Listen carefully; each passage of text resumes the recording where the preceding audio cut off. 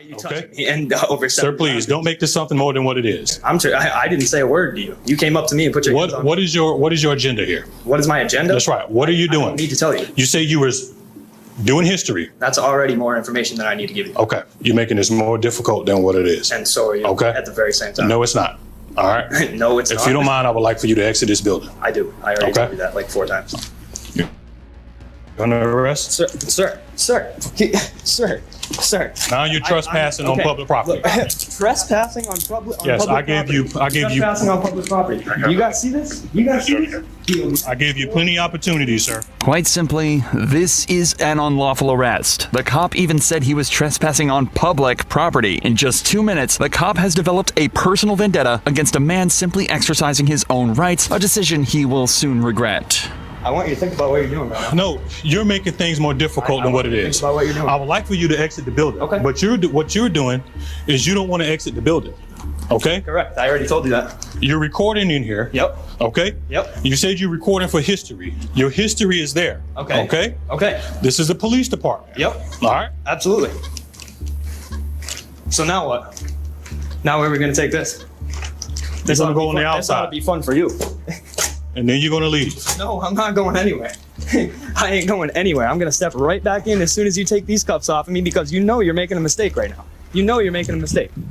I asked you to exit, and you did not exit. Look, this is going to be illegal search and seizure. It's not illegal search and seizure. Oh, why is that? Because I don't have to search you. Because I detained you so you can get out of my building. After the brief arrest, the police chief quickly realizes his mistake and claims he was just detaining the man to remove him from the building. But as soon as they go their separate ways, the man heads back in for round 2.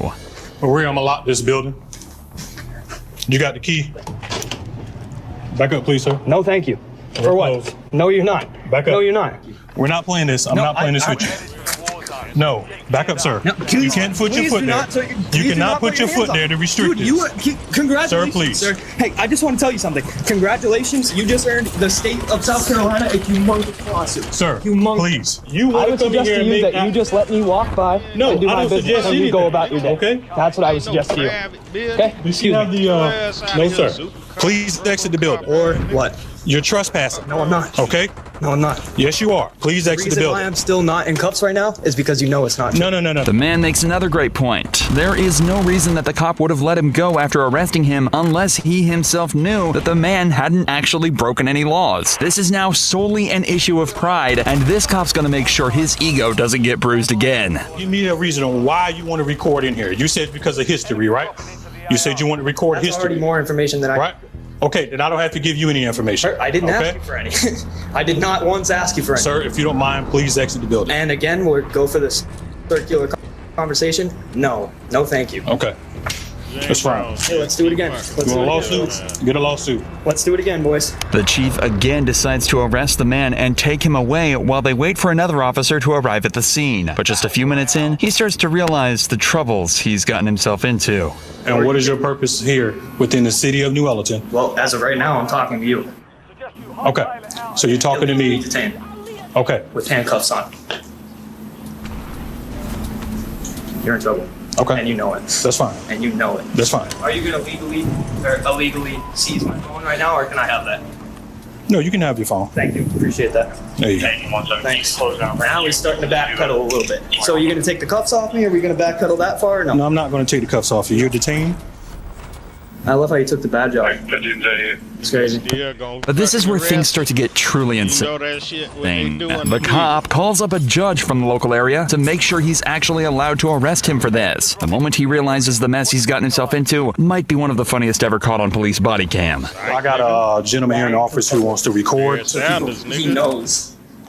And I've told him several times to get out of my building. He is claiming that he has the right to come in here and record Congratulations, my friend. at the police department. That's sad that you do not know your own laws as a chief. Uh-huh. As a chief, you are fucked.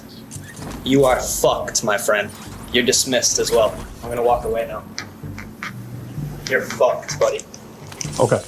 1 second. Excuse me. Don't stop touching me. Gotcha. Stop touching Okay. me right Well, I'd undetain him and we'll go. Oh, there we go. Oh, undetained. Dude, you better get people here, man. illegally detained. And look at that, the backpedaling went so far as the cuffs go. That's right. I explained to him that he was trespassing. I no longer wanted him Look at recording this, into the this use of office. Force, the ridiculous amount of force put on these cuffs. Ridiculous amount of force. Look at this. Dude, you're in trouble. You are in so much trouble, and I love it. And that's what he was You're in doing. so He was much using the trouble. phone pretty much where there was business. You would expect these mistakes from a rookie cop, but having a judge tell you how to do your job as a chief of police is absurd. But it gets even more ridiculous when the chief arrests the man a third time for swearing, claiming it's disorderly conduct and illegal inside the building. This is even more ridiculous than the other two false arrests. But this one goes all the way and results in the man being put into the back of a patrol car.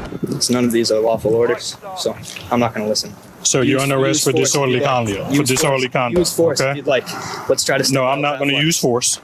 No, I know Okay. you're not. I know you're not. So if you don't mind, please have a seat I in do. the car. Again, I do. You're fucked, buddy. Okay, man. Have a seat. No.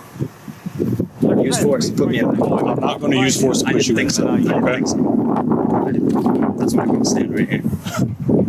This is ridiculous.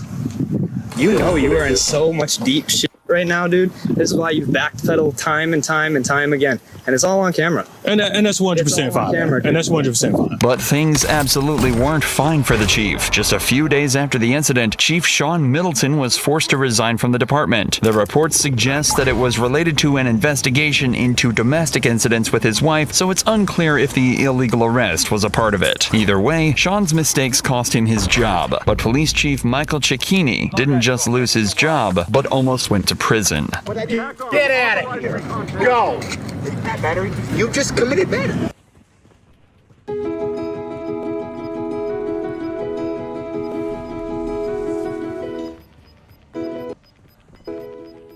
Welcome to the future of IV Access. I'm Matt Wall, a nurse practitioner and clinical educator with Echonos, and I'm here to guide you in mastering the Cosmos ultrasound system with the Lexa probe for ultrasound-guided IV placement. On September 17th, 2022, the chief of police decided to threaten the wrong kids. Cecchini had started harassing these kids for disturbing the peace, but Parker Whalen and Travis Crin were only playing around, and they were about to show the chief that they knew the law. Disturbing the peace.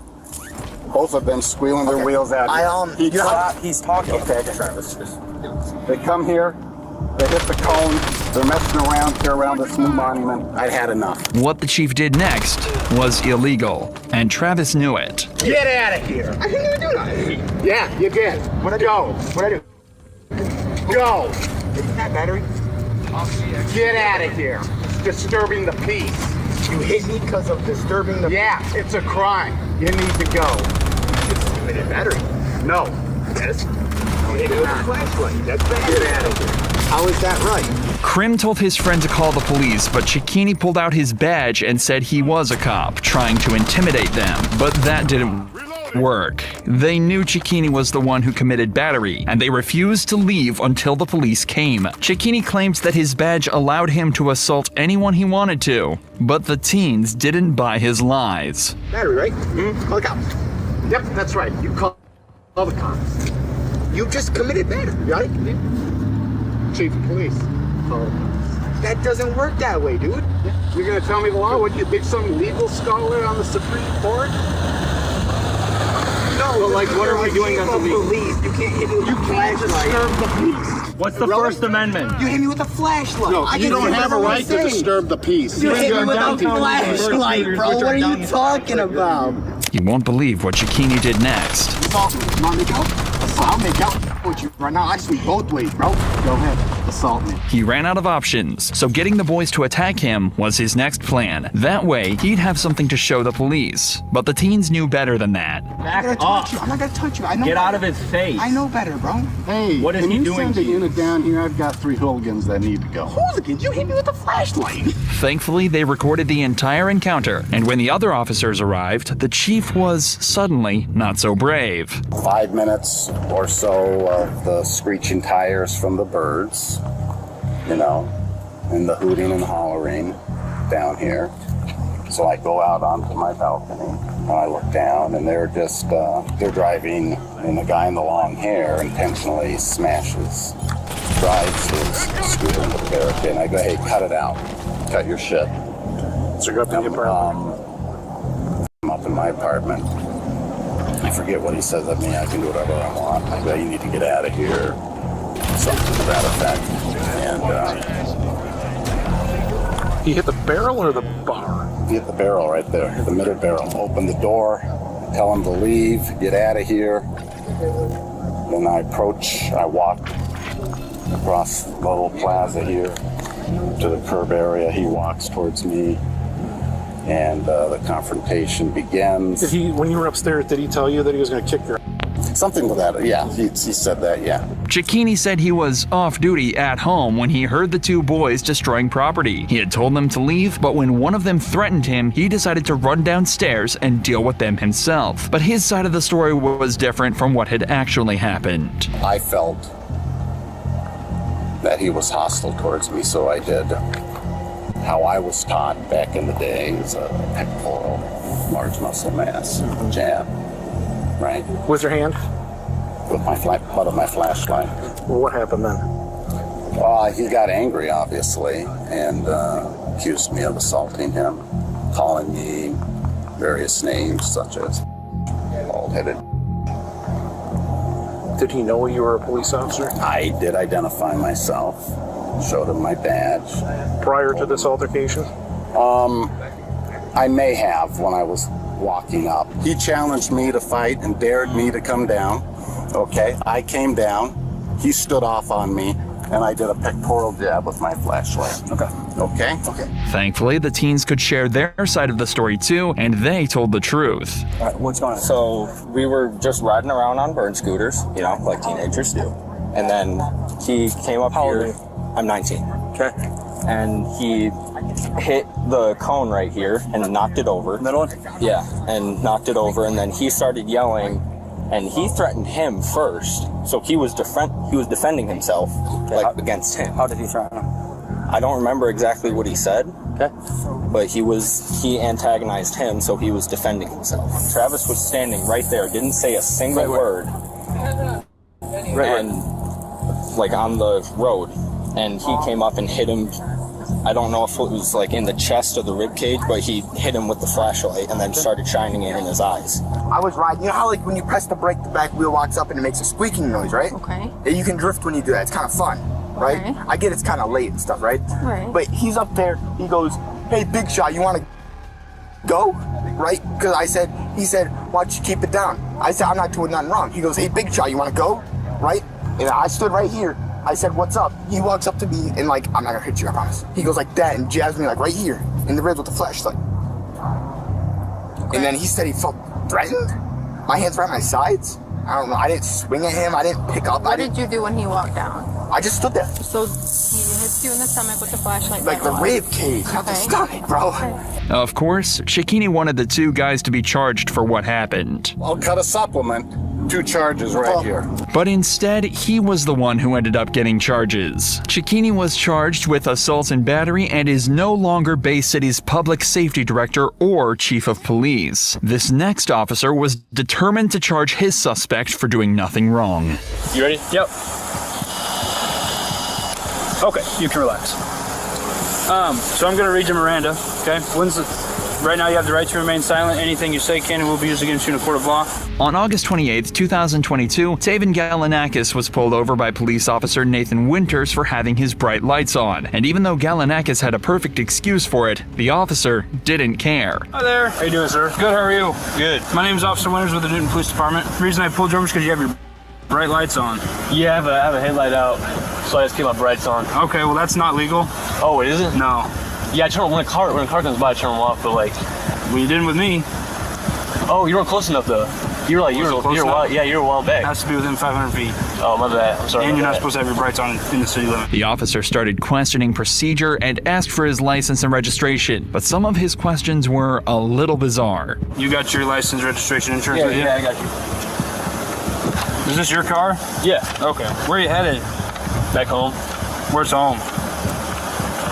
Are you new to town or something? No. You don't have anything on you? No bombs, guns, drugs? No bombs or no drugs. Okay, let's go back here. The officer noticed Taven's movements in the car and the smell of alcohol on him, so he jumped to the conclusion that he had been drinking. Although Taven insisted that he was sober, Officer Winters didn't believe him, so the boy requested a breathalyzer test. How much have you had to drink tonight? None. What do you mean none? I had nothing to drink. Okay.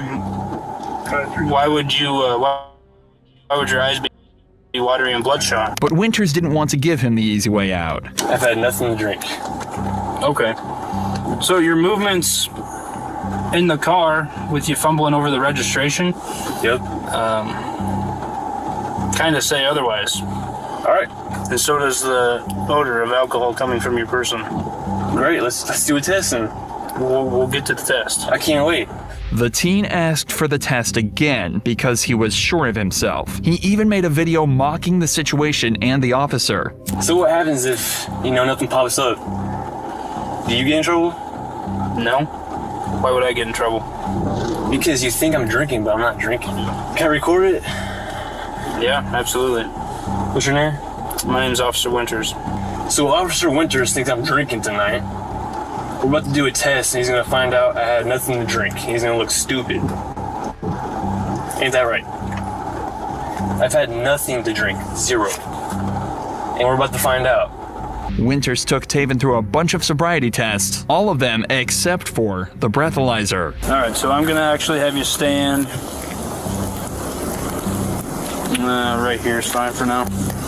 I'm gonna have you stand with your heels and toes together, with your arms down to your side. Okay. I'm gonna check your eyes. Cool. Okay, what I want you to do is follow my finger with your eyes and your eyes only and do not move your head, okay? Yep. Do you have any questions? Nope. All right, so I want you to put your left foot on the line, okay? Take your right foot, put it in front of your left foot with the heel of your right foot touching the toe of your left foot just like this, okay? Stay in this position until I tell you to begin, okay? Perfect. Galanakis asked for the test for the third and fourth time, but still nothing. Instead, the officer went on with another test. Come on, man, it's too easy. Let's do the breath now. You 2 for 2. Give me a little blow. I will. Little zeros. I will here in a minute. Okay. All right. Couple more tests here. Okay. I want you to stand with your heels and toes together with your arms down your side. When I say begin, I want you to estimate the passing of 30 seconds. Close your eyes and tilt your head back, okay? Estimate the passing in 30 seconds? Yes, sir. And another. I want you to stand just like you are, make a fist, rotate your hands facing me, and extend both index fingers. I would record it, but my phone's at 1%. Okay, rotate your palms, just like that. I'm gonna give you a series of commands, okay? The command's gonna be either left or right, okay? Whichever hand I say, I want you to bring that hand up, touch the tip of your nose with the tip of your finger, and bring your hand immediately back down, okay? He asked for the test one last time. Let's blow real quick. Stop doing all these damn tests, let's blow. Let's get to business. And finally, 1 hour into the stop, Winters got the breathalyzer device, but the results were not what he had expected. You ready? Yep. Okay, you can relax. So I'm gonna read you Miranda, okay? The device showed 0.0, yet he started reading Tavon his Miranda rights before arresting him. Right now you have the right to remain silent. Anything you say can and will be used against you in a court of law. You have the right to an attorney. If you cannot afford one, will be appointed to you before any question, okay? Yes, sir. Officer Winters didn't show him the results and tried accusing him of smoking weed too, but Taven caught on immediately. When's the last time we smoked weed? I do not remember that. Tonight? Oh. Okay, well I weed tonight, think it's tonight. I've had no weed tonight. Just 6:30 down on PT. What? Why do you think it's tonight? Why do you think I smoke? I blew zeros, so now you're trying to think I smoke weed. That's what's going on. You can't do that, man. You really can't do that. Absolutely I can. Is he allowed to do that? Yes, he is. So I blow zeros and you suspect drugs now. That's what we on?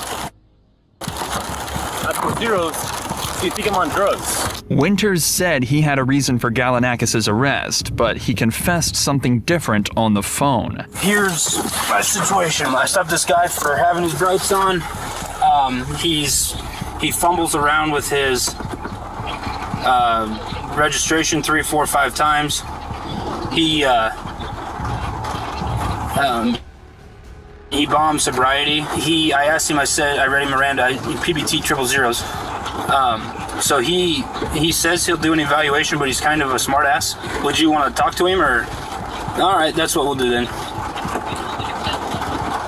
Okay, but I obviously have enough to charge him with the sobriety, so. Galanakis was arrested and brought to the police station where he went through yet another test. This time it was a drug test. And of course, Galanakis had nothing in his system. We're going home tonight, okay?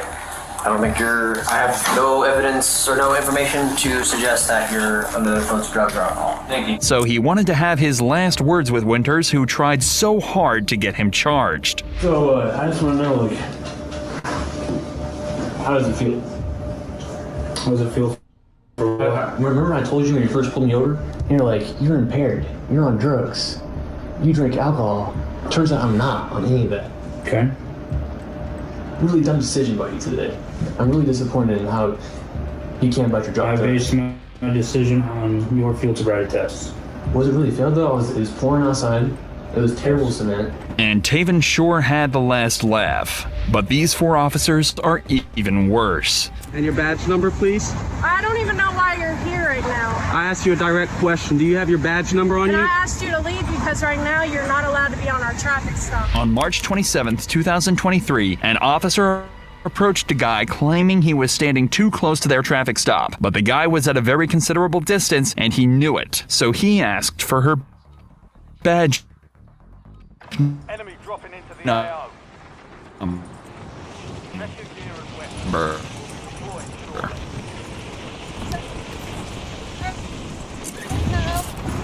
No, thank you.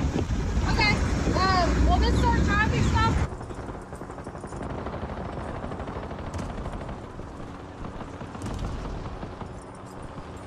Contact with me. Could you identify your name and badge number?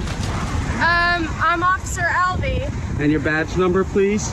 I don't even know why you're here right now. I asked you a direct question. Do you have your badge number on And you? I asked you to leave because right now you're not allowed to be on our traffic stop. At first, one officer, Officer Albee, tries to dodge the question, but the guy insisted on getting it. After some back and forth, she finally budges. Ma'am, if you're refusing to identify your badge number, it might result in a complaint with your department. Okay, I understand that. My badge number is 639. Thank you very much. But I've asked you a question. At this time, it's not consensual. Despite this, the officer still demands the person should move further away from the scene, but he remains unfazed. He stands his ground, pointing out his right to be there and watch the police activity from a reasonable distance, which is protected by legal rules, even established by the Supreme Court. You have a right to record and everything. We just need you a little further away from the scene. You know what the ring was? You don't know?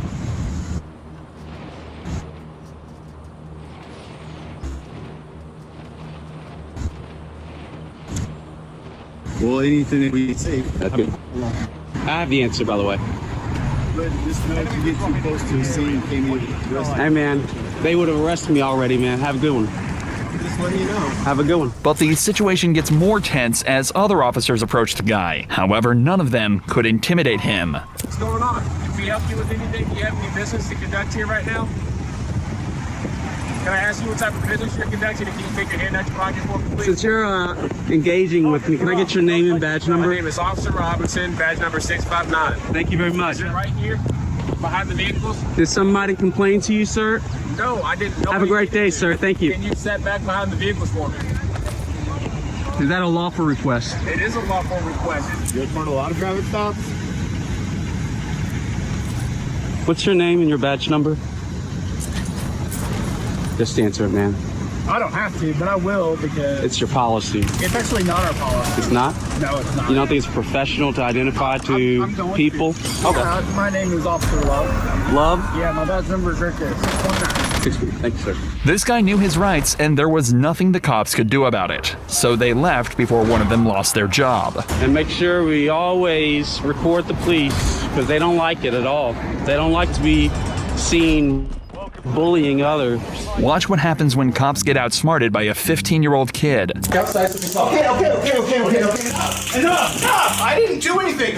You just tased me for no reason. On September 29th, 2019, the cops messed with the wrong kid. They surrounded the house of Michael Franchek to arrest him, but his son knew constitutional rights a little too Well, the whole situation started with Michael's son, Jack, who was riding around on a gas-powered bike, annoying the neighbors in the process. The neighbors didn't appreciate his presence and threatened him, so Jack's father stepped in and got into an argument with the neighbor. Allegedly, another neighbor called the police, claiming that Jack's father had a weapon hidden in his trousers. When police arrived, they decided to talk to Franchek. However, he declined to answer their question or leave his house. He asked for their names and badge numbers, but the officers ignored this request. The situation quickly escalated when the officers started questioning him about an incident, to which he responded that he had no idea what they were talking about.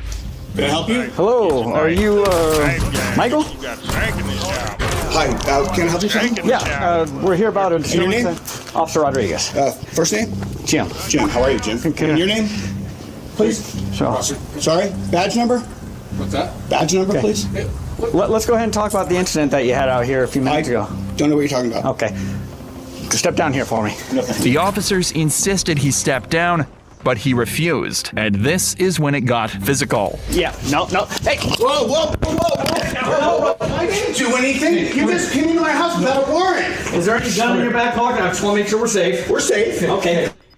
I'm not coming outside. Can we talk right here? Sure we can. Jack, come here, record this. Come on outside. Record this. Come outside. Jack, record this. Grab my phone and record this. Whoa! I'm injured. Okay, cooperate. I am cooperating. You're violating my Fourth Amendment right. Oh, stop. Outside. You're violating my Fourth Amendment right. You guys cannot come in here without a search warrant. The officers forcibly tried to arrest him, even though he was unarmed. Then, Michael was suddenly tased and dragged outside the police without doing anything wrong. I didn't do anything. You just tased me for no reason. Taser deployed.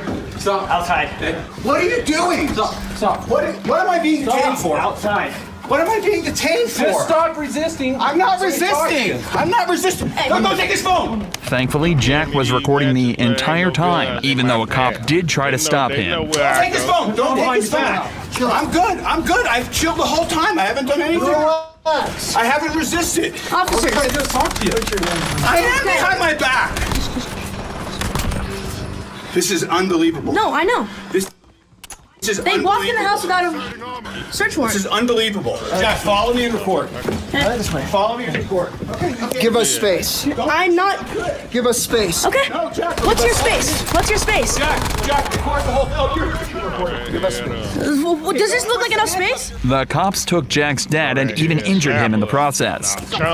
What are they doing? You don't twist the handcuffs. You're injuring me. I'm not resisting. It's all been recorded. It is. I didn't resist. I know. I didn't do it. You know. See, he acknowledged that I didn't resist, Jack. Yeah, I have it on video. I didn't resist. Well, we asked you to stop, right? I didn't do anything against your instructions. This guy came into my house without a warrant, without any probable cause. Let me just talk for a second. I said I don't know anything, and he tackled me in my house. And when Jack tried to talk, they didn't let him. They knew he was too smart and he would bring them trouble. Officer. Excuse me and you, right? Okay, yeah, I'm fine. No, he can talk. He can talk. No, I can talk because I was in this situation. No, I'm not going to arrest you. Okay, then calm down. He recorded the whole thing. This guy is out of control. Okay. What's your badge? What's your name? Step back. I'm not. Look, he I'm just on my touched me. You can property. record all you want, but you're stepping back right now. Don't touch me. Stop harassing me. We're just trying to. I'm videoing this. You please get out of my personal space. No. Yes. You're not gonna Get out interfere of my with what we're personal doing. space. This is my property. Please You're not get out going of to my- interfere with an arrest. You can record all you want, but you're not going to get close to it. I'm on my property. Move out of my personal space. I'm going to stand right here. This is my personal square. Please move. I'm going to stand right here. Please move. You're in my personal space. No. What's your name? Yeah, I do not need to give you that. Yeah, you do. For what reason? Because you're I know. I'm involved with this, yes. But this guy threatened me and called the cops on you. And what's your badge number? What's your name? What's your badge number? Badge number. That says name. 3K12. Okay. Now, what's your name? I'm not making any statements. You're not making any statements? Nope. Okay, I have the right to identify you. You understand that, right? Then you can search up my face and you can search up my record. Okay. Okay. Their only option was to detain the kid too and threaten him with juvenile court, but the officers knew he had zero charges. So you were the one driving up and down the street on the motorcycle? I was on my gas bicycle. Okay, that's a gas-powered vehicle. You have to have a driver's license. No, you don't. Yes, you do. Not when it's 50cc and you have a permit for it. And once again, Jack knew knew his rights. After a while, the officers found out that Michael did in fact have a concealed carry permit, so he was allowed to own a gun as long as he didn't wave it around. And nobody said he did, so the cops had nothing on him. Well, if he didn't threaten anyone with it, there's no... No, it was just a concern for me. Oh, no, absolutely. But I don't think there's any reason to try writing a warrant to get in the house. I'm going to arrest him for failure to obey a lawful command, resisting, disorderly.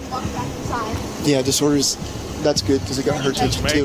The only thing that was left was for the cops to make up a story since there was no crime. Obviously, this is going to turn into something. He's going to get you on. So Oh, yeah.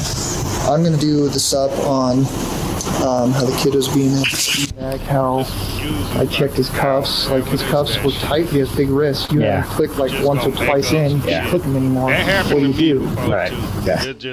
Anyway, you got to take him, and then what are you going to do? Resisting, disorderly. So we're going to identify, and then I'm going to look up me having a handgun in the dispute. It might not fly, it might fly, I don't know. We never found the gun. We got the witness statement. Right. But you look that up if you want. It's in the guys. Yeah, I'll look it up. But they didn't get away with it. Officer Rodriguez was charged with 5 violations, which included using a taser on Michael. Officer Thor was found guilty of 3 violations as well. Both of them were fired from their positions, and Michael filed a lawsuit seeking over $1 million in compensation. But what happens when the suspect is already rich? Like chart-topping rapper DaBaby, who found himself on the wrong side of the law and was forced to use his street smarts to talk his way out. What's your full name?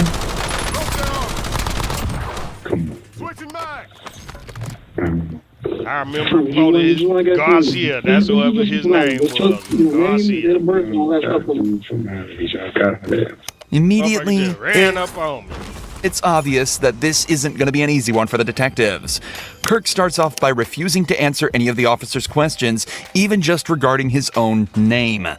He's already been read his Miranda rights, informing him that he has the right to remain silent, so it seems as though he's choosing to do just that. Interestingly, however, he is choosing to waive his right to a lawyer, and let's be honest here, it's not because he can't afford it. The best course of action if you're ever put in this scenario is to stay silent and ask for a lawyer. But this time, Kirk is confident that he'll be able to wriggle out of this himself, as long as he chooses his words carefully. An incident occurred at the hotel, 1500 Southwest First Avenue. All squad mates are in the same Correct? What incident? An incident. You had an altercation with somebody? No. You did. Did you have a business dealing with They somebody? went that way, but they gotta come back this way. So somebody didn't bring you $20,000 in front of the hotel and you're issuing. Where you come from? What the fuck? Somebody had somebody bring $20,000 that wasn't theirs and lied to them and told them it was for an event of theirs on the 31st. And lied to them, that person. Once he realized they were doing bad business, he said nah and left for his $20,000. Okay, so you didn't count. And got my contact information to do business the right way. That's what happened. What time was this? I just said. I don't know. Every time they told it. Whatever time the cameras show me not robbing no damn body. Kirk is claiming that he had nothing to do with anything that happened outside. His story is somewhat unclear, but he's essentially saying that his manager was talking with an event promoter about playing at a nightclub called Cafe Iguana Pines. But it turns out the money that they were offering was stolen, and the promoter was acting strange during the deal. So instead of taking it and going through with it anyway, he told them to get their act together and left without an argument. This, of course, does not explain the altercation outside that was clearly caught on camera, but with the footage unclear and no witnesses nearby to identify the assailants, as long as Kirk sticks to his story, theoretically, things should be perfectly fine. Common sense. You know, I made to even be down here. The promoter booked me at that hotel. I didn't pay to be at the hotel. I was paid for. You let me on my room, you would have saw close to $250,000 cash legally. I don't got to take nothing from nobody, bro. Well, let me ask you this. I will go outside here right now and throw $10,000 in the air. Like, I do not care about no money. I don't. Was there an argument? No, it was an argument. I didn't argue with a soul. And are you with soul? Voice was never raised. It was never aggressive language from me. None of that. None of that. No, I ain't seen no fight. And nothing was taken. We shouldn't be in no robbery, bro. So when y'all get done doing what y'all doing, y'all need to do y'all job. Y'all need to follow y'all process. Y'all need to arrest whoever gave y'all these false allegations, bro. This is bullshit. While it may just look like Kirk is flexing his rapper money here, this is actually a very good point for him to bring up in the situation. If he's doing random $30,000 deals on a weekday and paying for hundreds of thousands of people per month, what does he need $80 and an iPhone for? The further he can place himself from this event, both literally and figuratively, the better. From Kirk's point of view, he was nowhere near that crime. He had no reason to commit that crime, and he has sound and reasonable explanation for his whereabouts at the time. However, from the detective's side, a crime was committed, and Kirk's vehicle was right there as it happened. So they need to try and extract the information needed to piece his day together to come up with a story that Kirk cannot argue with. That forces him into a confession. When I encountered you in the hotel, you came back to the concierge, the counter. Yeah. Where were you coming from at that point? Prime, whatever the hell I went to eat. I went to get some food. Where's that? I don't know. You don't know? No. How'd you get there? In the car. What kind of car? Was it a car you drove? Somebody else drove? Uber. A Uber? Yeah. What kind of car was it? Small car, SUV, truck? What? I don't know. Let's talk about what matters. Let's why we're here. Let's talk about what y'all need to get me about this stuff. When I'm driving in the car, what I went to go eat, what time I went, that don't have nothing to do with the fact I ain't robbed a damn soul. Me, nobody around me, ain't nobody robbing nobody. Let's take the word robbery out of the picture. So while we here, we taking the word robbery out of the picture. Y'all are robbery detectives. This is robbery unit. That's the second word he said. That's the second word he said when he came in here. Robbery. Come on, bro. Okay, listen. He told me he asked a question about a robbery when I walked in my hotel. Robbery. I had every answer to the question you needed right there. Whoa, that ain't it. That's false. Throw that out the window. You talking about robbery, bro?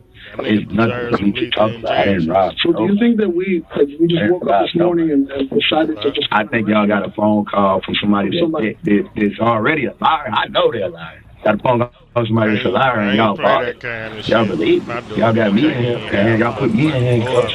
About me outside the hotel and handcuffs, cameras and shit all on me. Come on, bro. This shit is bad for what I got going on. And I ain't gonna do shit to that, man. Even without a lawyer present, Kirk knows exactly what to do. He currently has the upper hand in this interrogation and needs to keep it that way. The cops are searching for anything that puts Kirk at the scene of the crime, but by redirecting the conversation away from that, back to what he thinks is actually important, there's no realistic way that they'll be able to get what they need. But even though he's winning, it's still worth noting how strange it is that he's not asking for a lawyer. Kirk obviously knows exactly what to do in an interrogation and has clearly spent time learning what to do. If that's true, he should also know that there's next to no scenarios where lawyering up will harm his case. But whether it's an ego thing or just a lapse in his thinking, Kirk is definitely still winning this interrogation, but he's about to start absolutely dominating. It's about criminals. When I do business, it's legally binding. It's legally binding. Everything I do, you have to sign a contract. Came back yesterday. You got to sign a contract. It's a contract right now. What incident happened and nothing went wrong. There was no... Not too much. You accessory. There was no fight, there was no scuffle, there was no... I ain't fighting nobody. I ain't fighting nobody. But y'all know it's too much. Y'all know too many lies. You get what I'm saying? That's why y'all got to move backwards like that, bro. Like, you're saying that they're lies, but you don't know what we have done. Okay. I know if y'all had proof of me robbing somebody, we wouldn't even be talking. Y'all would have cuffed me. I would be charged with it. That's what I know, bro. That's what I know. Now, while this isn't necessarily true in every case, it is absolutely true here. If you're in an interrogation room and the cops are trying to find out details of the case and accusing you of a crime instead of charging you immediately, it very likely means that they're missing the details needed to charge you. In the vast majority of cases, an interrogation is only done to extract a confession when they don't have enough evidence to easily convict you otherwise. There are a few other niche scenarios, such as trying to figure out why you committed a crime, but it's often very easy to distinguish why exactly you're there based on what you know about the event and what questions they're asking. If the cops know that you're guilty and have irrefutable evidence, cooperation has a lot of merit. But if they can't prove you did what they say you did, stay silent and ask for a lawyer, especially if you're innocent. I ain't know your side of the story. My side of the story is I ain't done that. I don't have a side of the story. I ain't done nothing to nobody. So that's what I was and before something could be done to me, and before something could be done to me, I realized I was dealing with bad business. And I Why do you say it was bad business? What? Why do you say it was bad business? I already told y'all that. You want to rewind this? You want to rewind it, bro? I already told y'all, bro. My story not going to come out different no matter how many times I say it, bro. It's not, bro. It's right here. So you press stop and rewind and play, you're going to hear it. That's why I said it was bad business, bro. Come on, bro. There's nothing going on my phone. I say, he needed my help for his event. He already was in deep water because he's already doing, and I see why, he's already doing bad business. You see what I'm saying? He has an event that wasn't going to go as planned. He needed me to make up for that. He needed me to cover his ass, so he brought in another person, lied to him, swindled him. He thinking he coming to book me for a whole different event, and they tricking him, got him paying me to come do a walk through the night. Come on, bro. He is full of shit. And matter of fact, check them cameras. Y'all got crime scene investigation unit out there, check the cameras. See him meet up with somebody else in the lobby. Ask him, hey, who's that? Ask him. Follow up on what I'm telling y'all. That's what we're trying to do. At the end of the day, I would expect people to act on common sense anyway. The cops have realized that they're definitely not getting anything out of him for now. He's told his side of the story and made it clear that it won't be changing, no matter what they say. So, as is the protocol here, the detectives decide to leave the room and spend some time outside trying to come up with their next move. This is also often done as it gives the suspect time alone in the room to sit and build up anxiety. In many cases, it can actually be the difference between breaking through a suspect or not. But in this case, Kirk literally just shut his eyes and went to sleep. This dude really does not care.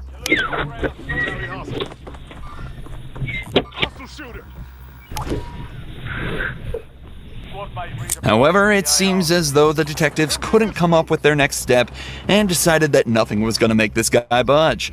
The next time a detective returned, it was regarding the security of Kirk's belongings that had been left in his hotel room. Even though he hasn't been convicted yet, he was still the prime suspect of this investigation, so he'd be spending some time in jail while they figured out what to do and gathered all the evidence they could. So they just had to figure out what to do with his stuff while he was locked up. But obviously, Kirk refused to let them touch his stuff and just let the hotel deal with it. Kirk was facing a possible sentence of up to 15 years in prison plus a $10,000 fine, plus any charges they could slap him with for the battery. That's only if they could gather enough evidence, though. Evidence they absolutely were not getting from Kirk, or the blocked security footage that was the only evidence the crime even took place. So just after 48 hours in jail, DaBaby was released and sent on his way. Just 2 months later, all charges were dropped, and he remained a free man. But Jeff Pearson's story by far trumps the others, as he wasn't a famous rapper. He was just a heroin addict. Reports began flooding into the local PD when alarm bells began to sound in a local 7-Eleven, but there was no suspect to be found anywhere close. Police decided to expand the search, and that's when they heard commotion in a nearby house. Without any other leads, they stormed in, discovering Jeff inside sitting next to a gun.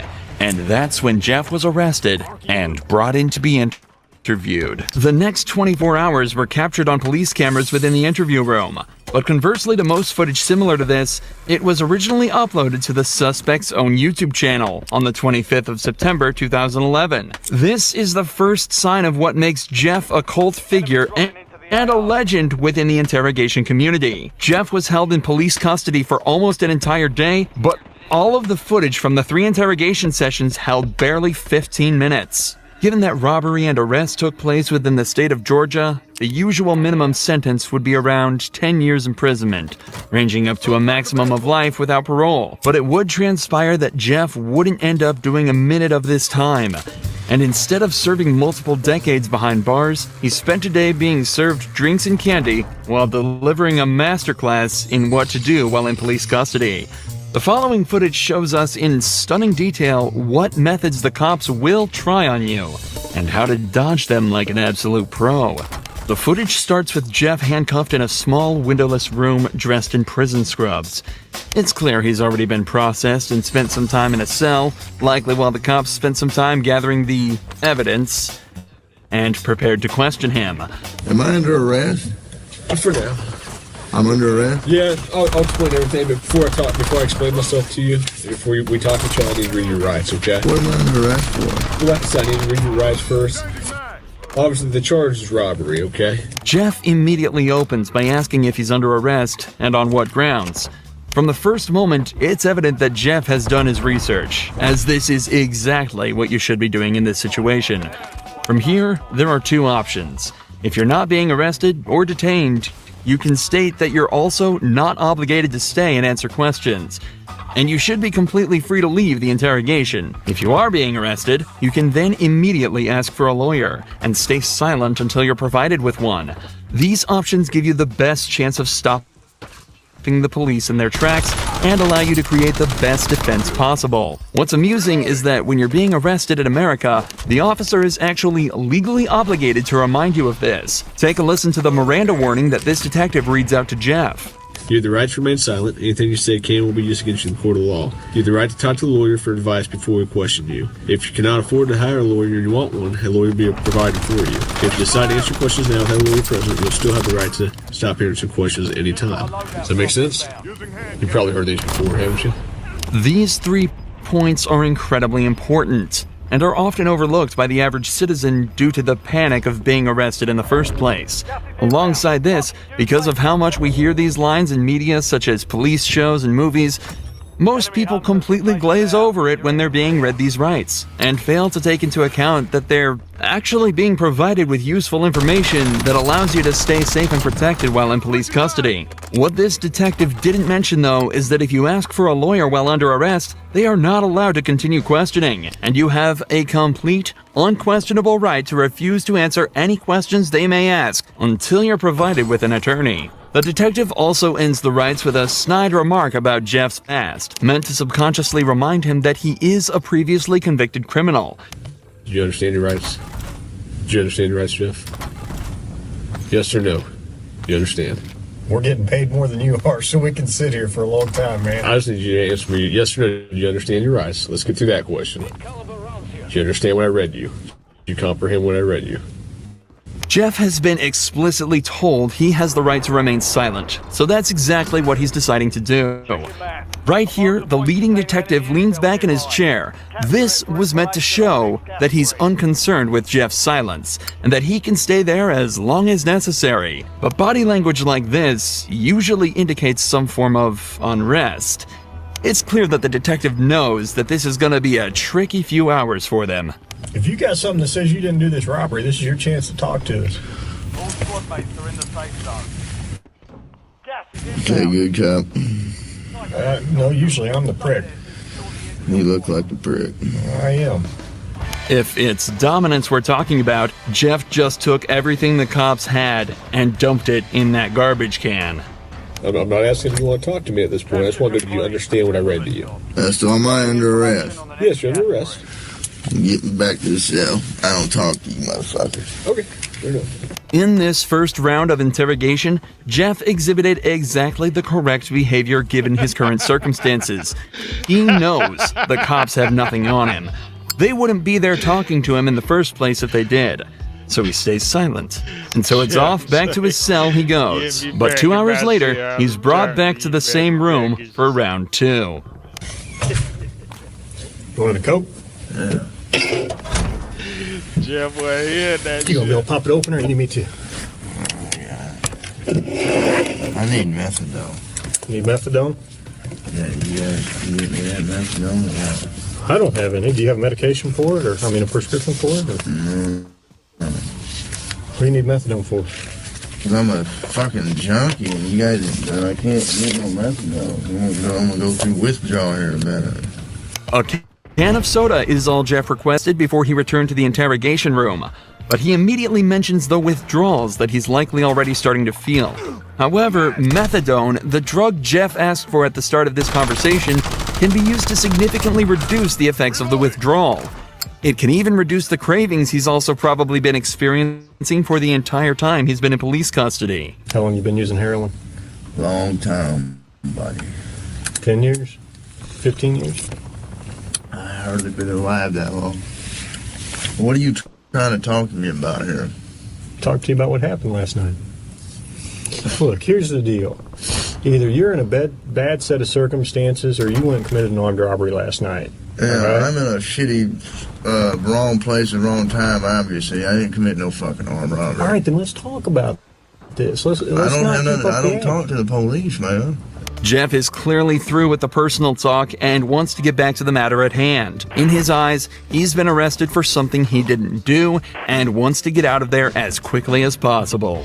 Okay. I've been through the system, buddy. I know how it you works. have. I know you have, You're Jeff. not my friend. I'm not your friend. You're trying to fucking get me, or you're No, trying I'm not trying to get all you. you're trying to get is some fucking stupid ass fucking confession, and you're not gonna get one. Jeff, I'm not going to get a confession out of you for nothing. Exactly, because I And didn't I'm do not trying nothing. to get a confession out of you. Okay, I'm gonna tell you, I didn't commit no armed robbery, and y'all ain't got no fucking evidence saying I did. Let me go. All you do is find me sitting in my buddy's house because my fucking buddy's dog's going ape shit. I go outside, there are cops everywhere, and they spotlight me. They say, "Come here." I say, "What's up?" They search me. They ain't find Hang on. nothing. What's Let up? me read this. No. Yes. Because I'm not gonna sign it. You don't have to sign it. So let me read it for you. Okay? I'm not signing nothing. You don't have to sign it. The irony of this cop saying he's not trying to get Jeff while he has him handcuffed in an interrogation room questioning him is very amusing. But even through all this, every part of what Jeff said here is so perfect it almost sounds rehearsed. It's an incredible display of personal legal defense, and is even more impressive when you layer it with the fact that Jeff is almost definitely starting to experience withdrawals. I also want to highlight the point Jeff made about how cops are simply trying to force a confession out of him. One of the main techniques used in these interrogations is the Reed technique, developed by a former cop and psychologist in the 1960s after he extracted a confession from a man accused of murdering his own wife. The technique consists of 9 steps, beginning with a polite discussion about why the suspect is being accused of the crime, followed by using certain body language and actions within the interrogation as a display of guilt. The method ends with offering the suspect 2 alternative statements they can agree with, one of which is slightly more acceptable than the other, but whichever is chosen admits guilt and is counted as a confession. This method forces the suspect into a corner and is exceedingly good at extracting false confessions from innocent suspects. In fact, the original case that technique was formed around fell apart after discovering that the man in fact did not kill his wife and was tricked into giving a false confession. Absolutely next level gaslighting. Tell me what happened last night. Plain and simple. Your side of the story. I'm not talking to you. All right. This is what I don't understand. I know, but this is what I don't understand, Jeff. You were sitting there talking just like you were ready to sit here and tell me what happened last night, and then all of a sudden I read that to you, and you said, screw it, I ain't talking to you. I want a lawyer. I don't understand that. What changed just in the... Because I already told you what happened. You didn't. How didn't I? You didn't tell me what happened last night. How didn't I just tell you what... But now you've handcuffed me, and I can't talk to you because you asked for an attorney. So, okay, that's fine. But I will tell you right now, you're still on a hold for a robbery. I know. I don't know why. I need a fucking lawyer because obviously I didn't do nothing. And obviously you guys know I didn't do nothing because I've been arrested for the same bullshit before and you guys don't interview me this much. So, wham bam, thank you for the coke, put me back in the cell. That's my home. You yet. Jeff has now asked for a lawyer and is once again refusing to answer questions. But we're only halfway through this footage, and Jeff's ability to defend himself and completely destroy this cop only gets better from here. Here's what the deal is. I have enough evidence Like what? of the armed robbery, okay? But, you know, if you're saying you didn't do it, you need to give me your side of the story. I didn't do it. Okay, well, give me your side of the story. You gotta, convince me. Because I got a lot of evidence. I got a lot of physical evidence. Well, like what? Name the physical Well, I don't need to, why should I tell you that? This is where the detective starts to become desperate. He knows he's running out of time, and so has completely abandoned any elaborate techniques or methods to try and get information out of him. He's now instead moved on to essentially just threatening him with false claims of evidence that he can easily use to convict Jeff. If all of this was true, he'd likely be trying to use it to intimidate Jeff into panicking and giving up more information. But instead, he uses a flimsy rhetoric, claiming that because Jeff hasn't helped him, he won't help Jeff. There's only a couple pieces of evidence I'm missing. Name them. What's that? Name them. Well, why do I need to do that? You haven't helped me out a lot. You give me a little bit, I give you a little bit. We go back and forth. I give you one of my pieces of evidence, and I give me a little something. Alright? What time do you get over to Aaron's house? You know anything I say here can and will be used against me. Sure, but anything you say here, I can also tell your parole officer, and you help me out. That doesn't mean dick. Now the detective is desperately trying to bargain with Jeff. If he helps the cops out, they'll put in a good word with his parole officer. But Jeff immediately realizes that means absolutely nothing. What does a gold star mean if you're stuck in prison for 20 years? This further enforces the idea that cops have absolutely nothing to convict Jeff with, and also shows that they know they're running out of time. Jeff has asked for a lawyer, yet they're still sitting there questioning him, as if that's not a blatant violation of the rights that they have read to Jeff on 3 separate occasions. They know that if they don't get anything out of him soon, their time will run out, and Jeff is watching the clock closely. For the next 4 minutes of the interrogation, Jeff continues to deny and combat anything the police say to him. They bring up the gun that he was found with, continue to try and strike a deal, and even try to scare him by taunting him with what being back in prison would be like, and without any of the drugs he's grown a dependency to. But throughout all of this, Jeff stays totally stone-faced. He knows he's almost won. I'm done, man. Fuck this. I'm not even answering. All this shit that I just said is gonna be fucking written in the discovery now, right? What? You haven't said nothing. I mean, every little stupid thing that you've asked me, dude, is gonna be in the discovery. I'm not even gonna do discovery. The prosecutor is. Okay. So, you halfway know the system, how things work, you halfway don't. Am I right?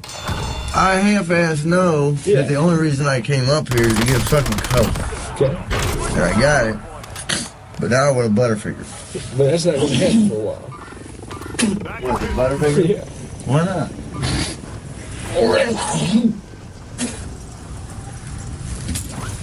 I need to go to the hospital. I'm coughing up blood. Let's go to the hospital. For the last few hours, the police have been questioning a man who is clearly in pain, denying him access to the legal prescription drug that would help him deal with his issues, and questioning him repeatedly on a crime for which they have no evidence for. All the while, Jeff dealt with this as casually as possible, asking for sodas and chocolate bars. Jeff knew misspeaking at any point could lead him down a slippery slope, so he exerted his rights in the perfect way, and 12 hours later, it's recorded that he was released from custody and sent on his merry way. It's also reported that from here, Jeff began to turn his life around. He's off heroin, and now spends his time uploading to the same YouTube channel the footage from this video was uploaded to.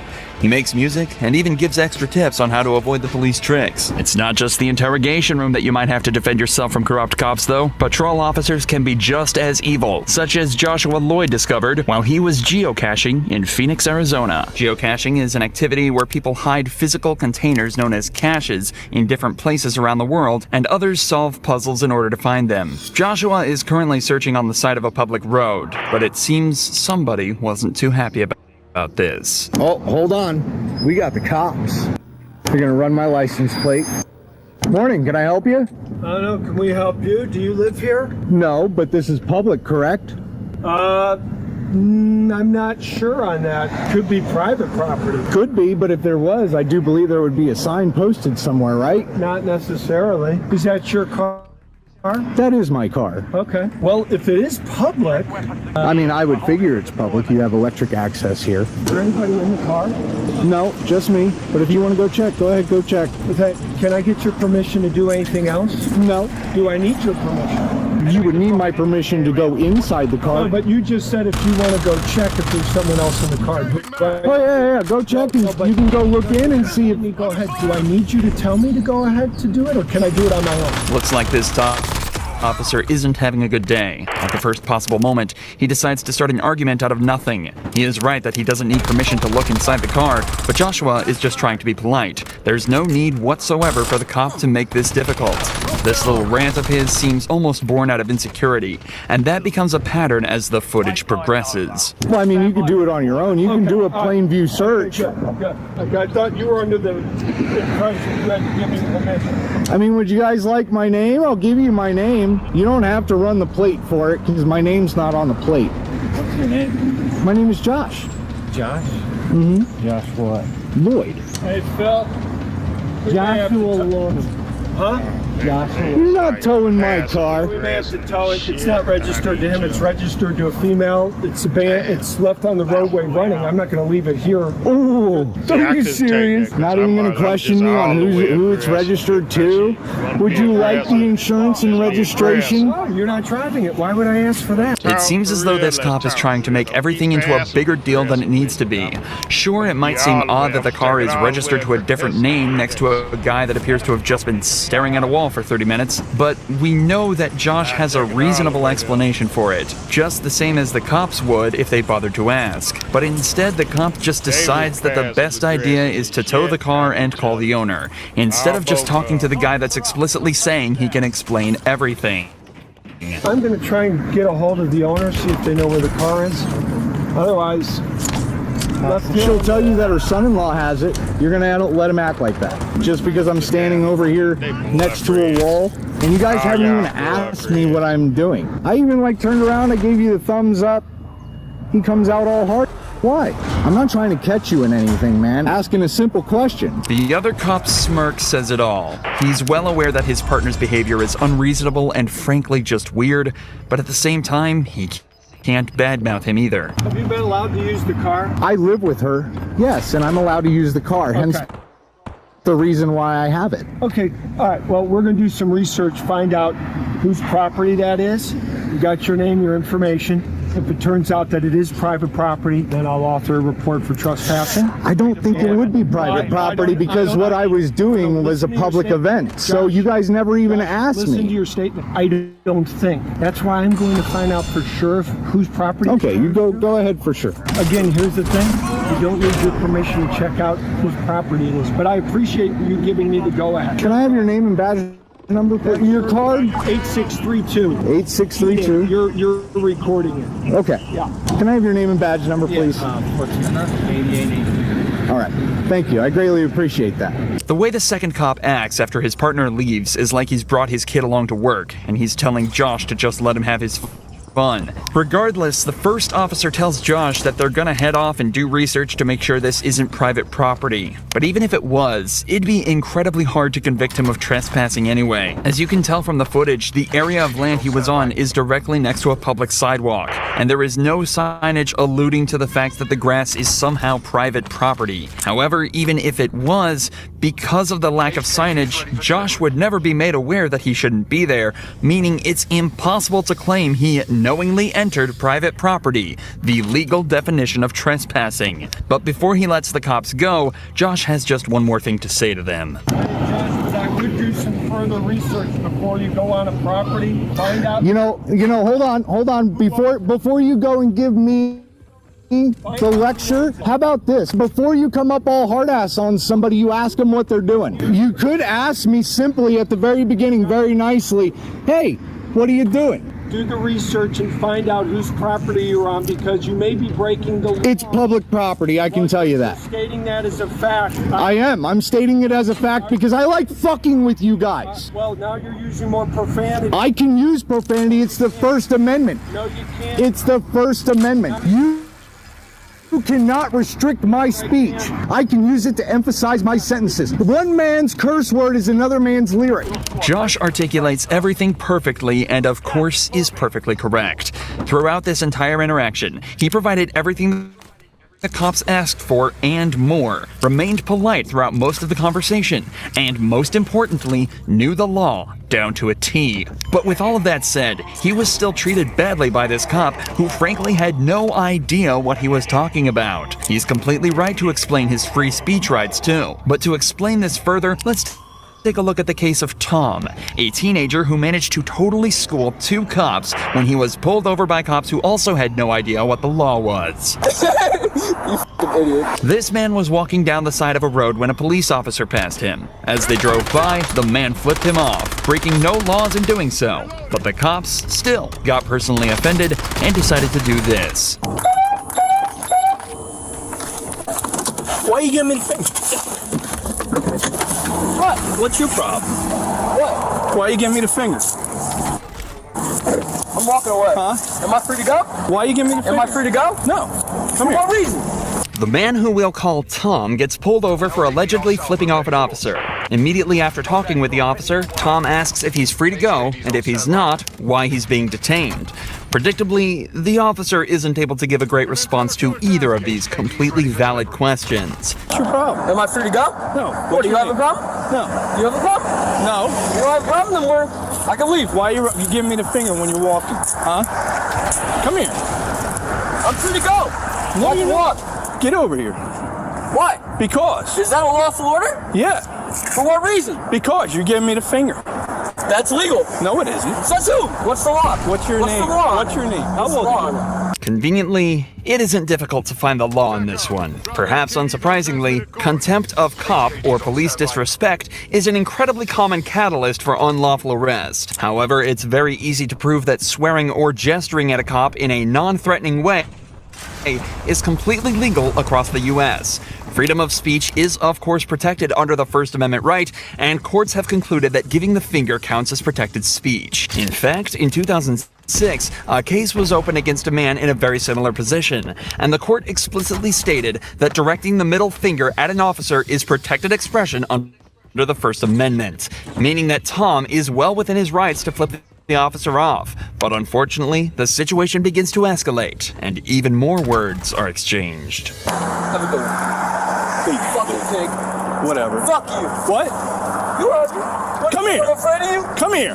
Get over here. What? Get over here. I'm not doing anything illegal. Yeah, you are. You just cursed me off. That's not a crime. Yes, it is. Says who? Says me. Turn around. Come on. Bro, that is not a fucking crime. Yes, it is. Why are you cursing me? It's not a crime. What's your name? It's not a crime. What's your name? Help!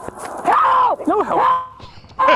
At this point, the officer turns off his body camera, which on top of being illegal, definitely isn't the best thing to do as you're handling a civilian who's screaming for help. This time, the cop cites Tom's more recent expletives as the reason for arrest, but once again, Tom is completely allowed to say what he said. The law says the only words not protected by the First Amendment are fighting words intended to incite an immediate breach of peace, or, in short, words that directly threaten someone, or imply that the speaker is going to physically attack someone. Obviously, what Tom said falls into neither of these categories, and as backup arrives, the cop starts to realize that he might be in the wrong. What? That's not legal. It is legal. He's allowed to detain you until he performs his So what am I investigation. doing though? What am I doing that made him detain me? What legal right? I rode by him twice, he shot me the finger. So I turned around and said, well, you're Is that a crime? And then he tells me to No, that's not a crime. F off, pig. Yeah, fuck off, big. That's not a crime. He's looking at you because he's like, what the fuck do you want me to do? Because it's not a crime. I know my rights. I don't have to say any of that. You do if you're being detained. For what reason? What legal reason am I being detained for? Where are you coming from and where are you? What legal reason am I being detained for? I need to know that. Legally, I need to know that. Now the officers are telling Tom that he's legally required to identify himself now that he's being detained, despite not being able to provide a reason for his detention. While this is often correct during an arrest, in New Jersey, a person being detained not suspected of committing a motor vehicle offense can refuse to give ID. But the cops are still way behind on this. Now they can't even figure out why they're detaining him. Why are you shooting me the finger? Why are you... Is that illegal? Why are you flipping bird? Yes, it is. It's causing a public disturbance and a public alarm if you are cursing in public. So a single one. So when you are cursing in public, you are causing a public disturbance. You're being a nuisance to the public. I'd like to see you guys prove it in court. What he is doing is he's not saying you're being charged with anything. At that point, he's detaining you. To make sure that there is nothing wrong. Make sure you're okay. Make sure that you're okay. What reason does he need to detain you? He thought maybe he thought you were signaling him down. I'm not sure. You knew very well that I wasn't signaling you, right? I wasn't signaling you. You bring attention to yourself. That's not signaling. You're acting strange. I'm making sure you're okay. The officers are desperately trying to make excuses now, and now seem to be claiming that this is a welfare check, and Tom's middle finger was a signal for help. Luckily, a case closed in 2013 explored this very same matter. A cop observed a man giving him the finger and pulled him over, stating he thought he was trying to get his attention and was concerned. But the court eventually ruled that, quote, this ancient gesture of insult is not the basis for a reasonable suspicion of a traffic violation of impending criminal activity. So with this in mind, it's extremely likely that the court would decide that the cop was lying here as well, even without the body cam footage. But the best part of this entire investigation is watching the officer's face as he tries to escape the hole he's dug for himself. Cursing and using vulgar gestures is causing a public. Break free with the new Opera GX, the browser that puts you in control, with a brand new design that frees up even more pixels for personalization and an inventory of features to up your game at every level. Like GX Control to help rein in your resources with integrated limiters for RAM, CPU, and network.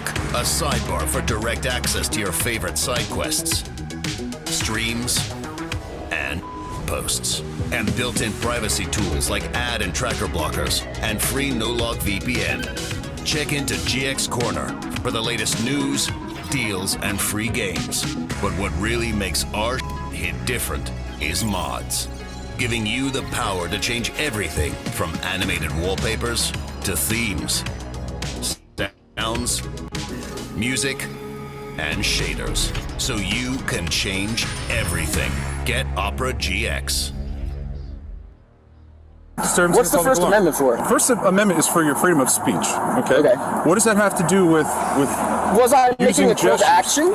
Was I making a call to action? Was I like threatening you in any way? Did I threaten you? Do you understand? You know what a call to action is? Do you understand that you're acting? Is that a call to action? Am I calling for an action to be done against you? No. Do you understand that it is? Listen. It's behavior that's out of the ordinary. From what? So what were you doing? Well, I want to know from your perspective. I pulled up on the scene, so you tell me what you were doing. Bring you attention. I think the fifth. You fucking idiot. What has now turned into an argument lasts for a few more minutes before Tom finally gives in and hands his ID over and is told he's free to leave. Remember, he was not legally required to identify himself, but that was the only thing that got the officers to let him go. Tom also informed the officers that he intended to pursue legal action, but very little information about this is publicly available, or the fates of these horrifyingly corrupt officers. Both of these cases have featured people who knew the law perfectly and managed to defend their own rights from corrupt officers. But let's flip the perspective quickly and look at criminals who were so smart, they managed to escape the cops with crafty techniques and street smarts. One such case is that of Quantrell Schwarzlow, who managed to outsmart cops by escaping custody in just seconds. Quantrell was brought in for strangling a girl and assaulting her, a crime he clearly didn't want to be convicted of.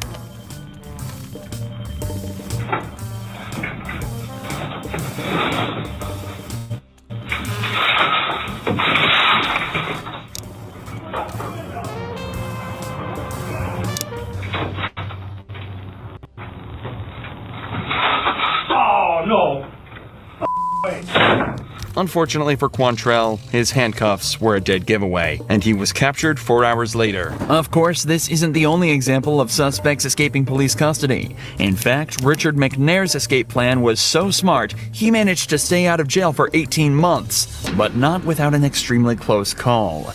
Richard was originally arrested for the shooting of 2 men after he was caught robbing a house in North Dakota.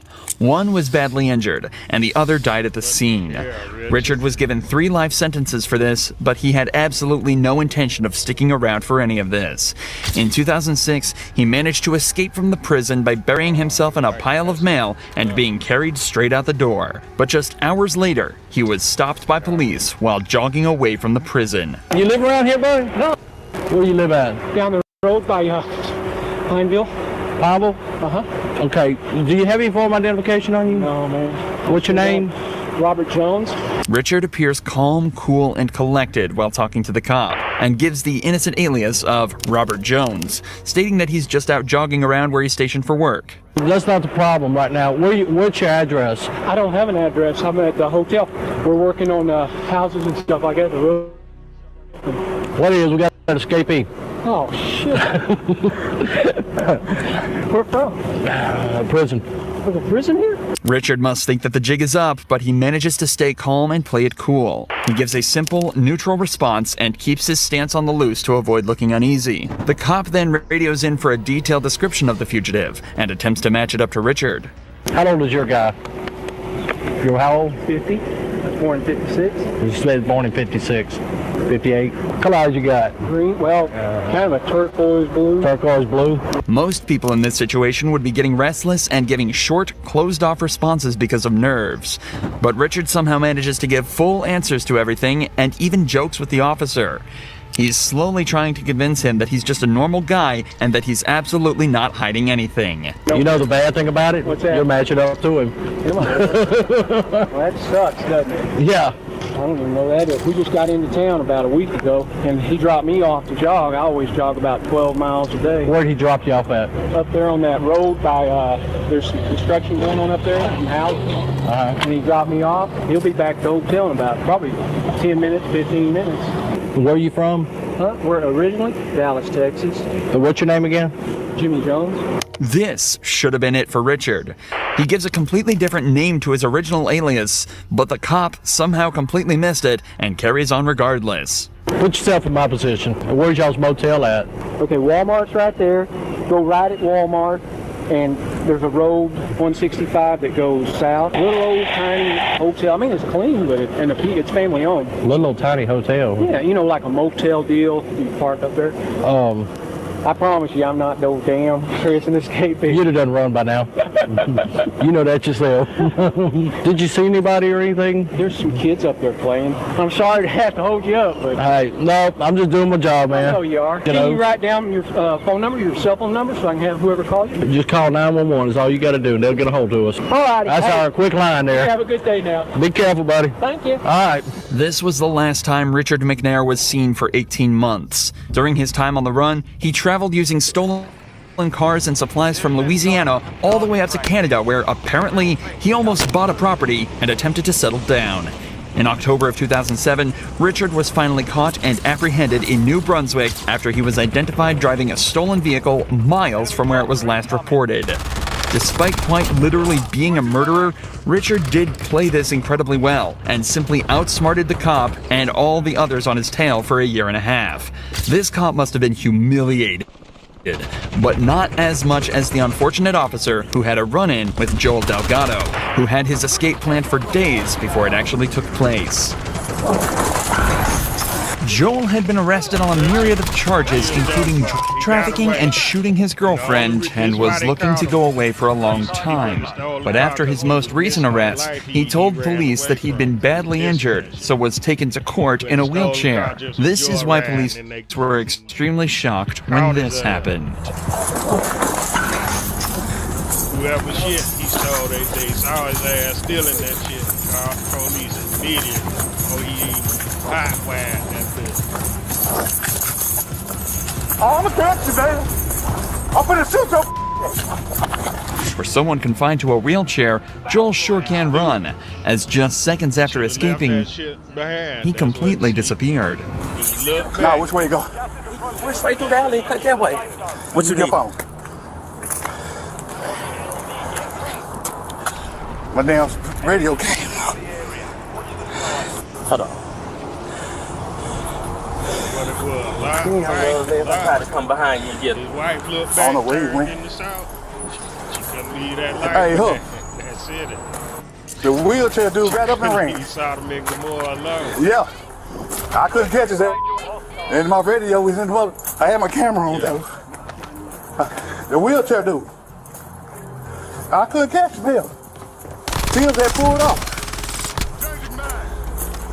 Yeah. I can't even remember his name. He on the road. All right. Hey, he took off, man. The wheelchair dude ran. He had a neck brace on and all this. Did he really? Yeah. Didn't need that wheelchair very much, did he? Hell no. Unfortunately for Joel, his freedom was short-lived, as just a few hours later, he was caught and arrested once more, gaining nothing other than a count of felony escape to add to the list. It could be argued these last few cops had a simple lapse in judgment or simply got beaten in the moment. But Mac Proctor proved that this cop had no idea what he was doing in the first place, all by knowing the law and standing his ground. Mac was parked in a private parking lot waiting for a takeout order while on his shift as a delivery driver. While his vehicle wasn't in a designated parking spot, it wasn't blocking the flow of traffic, and he'd only left it there unattended while picking up his food. Upon returning to his vehicle, Mac was approached by a police officer stating he was violating parking rules. All right, Mr. Proctor. Yeah, that is your last name. Everything okay? Do I need to answer any of your questions? You don't have to answer anything, dude. Okay. You don't have to. I could stand here all day. I get paid either way. Can you go ahead and finish your job Sam? so I can carry on? What's it with the anger, dude? I'm not angry. You're not angry? You always talk to everybody like that? I'm not angry. Oh, I just want you to go ahead and wrap things up, please. okay. Of course, Mac has every right to stay silent in the face of the officer's questions, especially ones that don't at all pertain to criminal proceedings. At no point did he raise his tone or say anything out of line, yet the officer asks why he's being so angry. Many people think that some police officers are used to consistently being in command and control on these interactions, and it's possible the same is true with this officer. When Mac exercised his rights and just asked for things to be moved along, this cop was surprised and took it as a combative statement. All right, well, you know, I'll give you a break on it, but you know what I'm saying? This isn't a parking spot, okay, dude? You're not giving me a break. You're harassing me at this point. I'd like to leave. May I leave now, please? Well, do you understand? Am why I being stopped? detained? Yes, you are. Okay. All right. So do you understand why I stopped you? Do I need to answer any more of your questions? You don't have to. Okay. The officer informs Mac that he is being detained for parking here.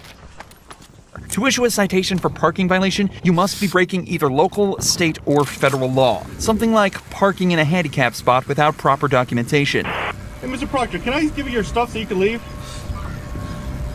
Can you? I can, but you're the one. I would have let you go a long time ago. What do I need to do for you to hand me my documents so I can I'll leave? give it to you right now. I just want to know that, you know, that you're okay, because usually I don't get people. What do I need to do for you to hand me my documents so I can be on my way? You're okay. I don't need to answer any of your questions. There we go again. Jesus Christ. I'm trying to say that. You're trying to display your power to me right no, now. I'm concerned about it. Is there a problem to be concerned about another human being? You have no reason to be concerned about me. So it's okay then. You're okay then. You can hand me my documents and I can be on my way, or we can. Okay. You're not gonna. Okay, here. I'll tell you what. I'm gonna take a chance on you. Right here, Mr. Proctor. You're right. Everything's cool. All right. We're blocking traffic here. Your stuff.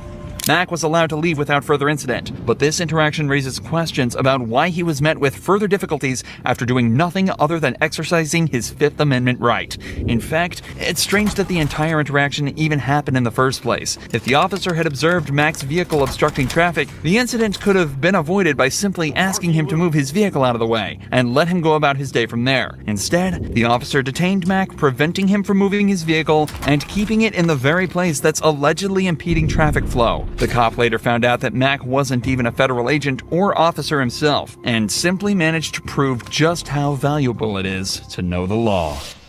Knowing the law and acting smart around the cops can save you a multitude of charges and punishments. But what happens when the suspect just thinks they're a genius and gets quickly put in their place? I wasn't in the car when I went to the Starbucks. Did you lie to me? I didn't get you on that one? I feel like I got you on that. That's exactly what happened to David Wright on the 17th of February 2019, when he and his friend Christopher headed to a drug deal at 3:40 a.m. But this was no ordinary drug deal. It was actually a setup for a robbery on both sides. David demanded his buyers hand over their belongings, to which they responded by pepper spraying Chris and running.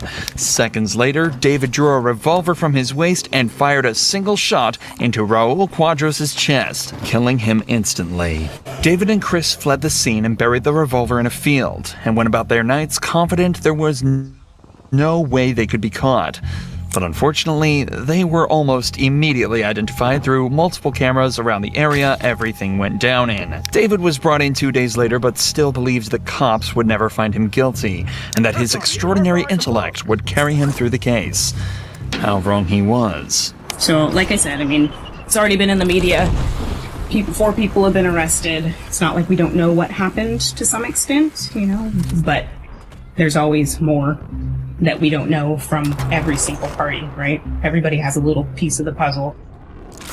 We don't necessarily get the truth from everybody. So I would like to hear from you what happened. Well, I have no clue. I'm just now hearing about this. So, I mean, the whole, I don't know what you're talking about, is kind of out the door at this point. I got several people who've already identified you. You're identified on video. So it's not a question of that you were there. It's more a question of what led up to this. Because I don't think this is what was actually supposed to happen, right?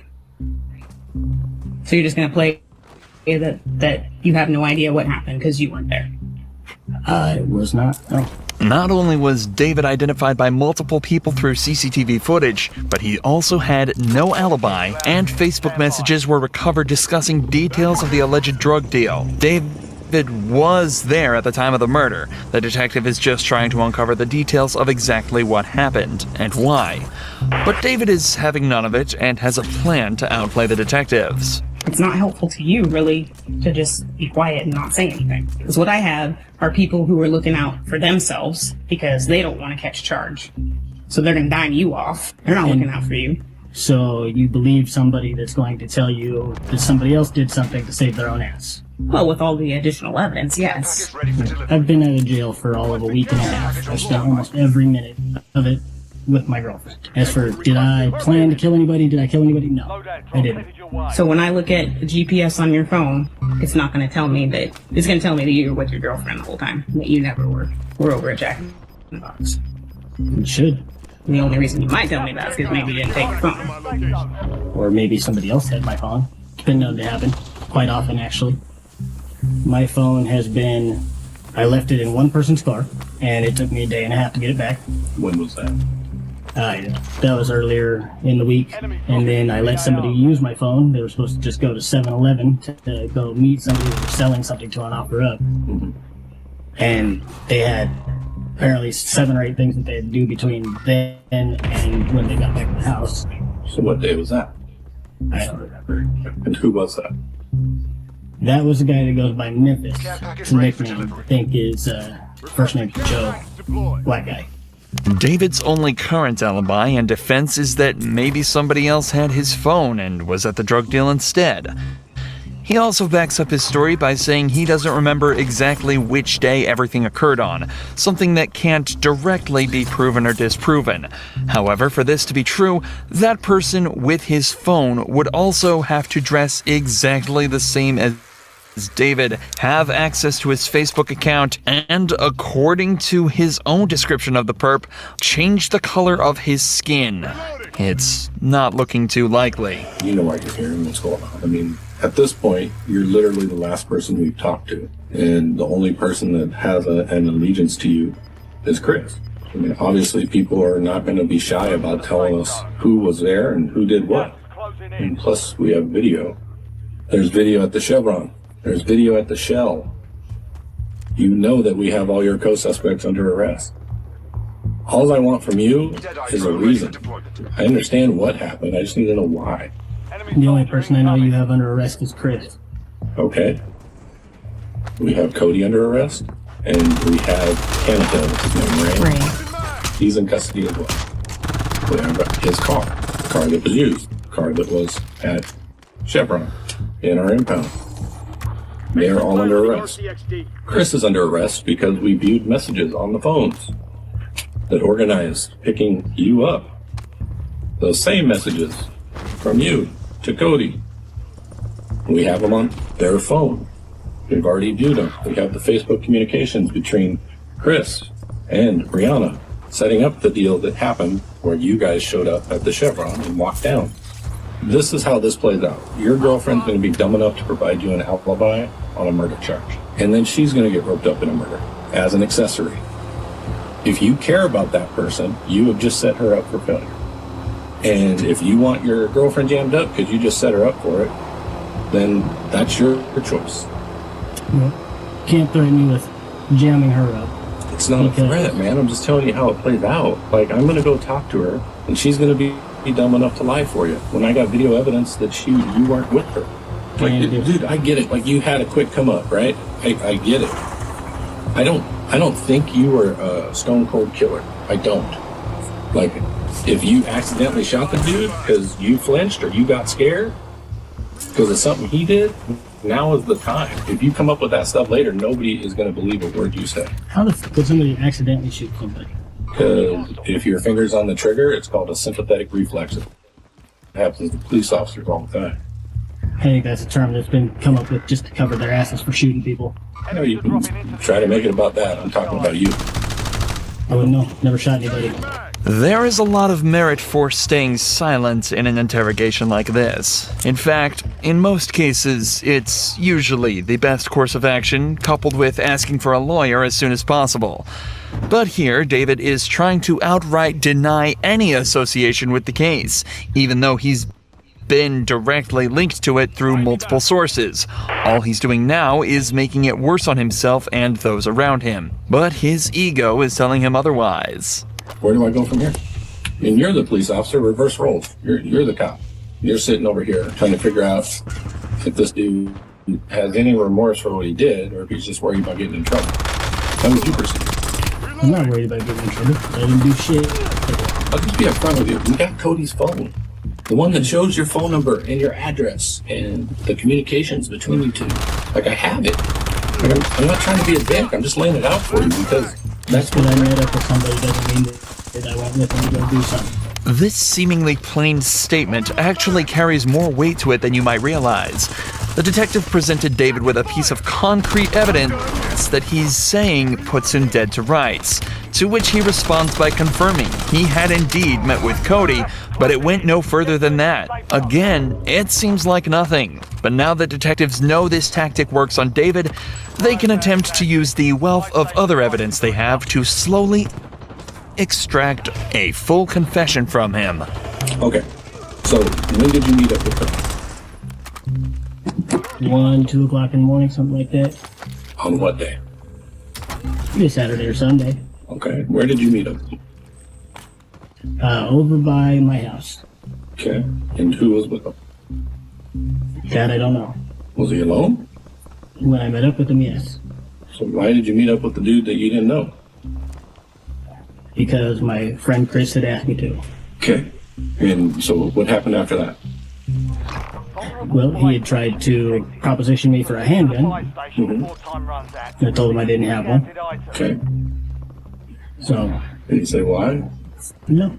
So you guys meet up, you have this conversation, then what happens? He leaves. And how did he leave? Well, I walked back to my house and he walked back to whatever vehicle he was in. Okay. Why did you leave that out when we first started talking? I think that might be important that the guy under arrest for murder came to your house looking for a gun.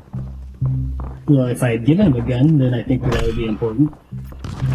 Well, it shows his intent. I mean, of course it's relevant to the case, right? People buy guns for all sorts of reasons now. Yeah, but in this instance, there was a murder. So they went on their way, just the Cody dude, and did you actually talk to the other guy in the car? How does he know who you are then? Maybe my name was mentioned when they were coming to meet me. But he didn't see you. Unless he seen me when he was parked. You didn't see the car. I didn't look for the car. Unless I'm coming to meet somebody at their vehicle, I don't ask what vehicle they're in. Well, that's not. And again, don't take this the wrong way. I'm not trying to insult you. That's not very smart. You're meeting somebody to sell guns, and you're not going to watch around you to see where they come and go. It was referred by somebody that I trust. Okay. I would still be on my set. So you clearly have in you distrust of the police. Is that fair to say? I distrust almost everybody. Being honest with you about the information that we have, trying to give you an opportunity. And I mean, you've already said flat out you don't believe that he has that information. But I mean, with everything he's told you, you have to know that what he's telling you is true. Well, whatever you have, you've got from people that may not necessarily be giving you information for the best of reasons. So.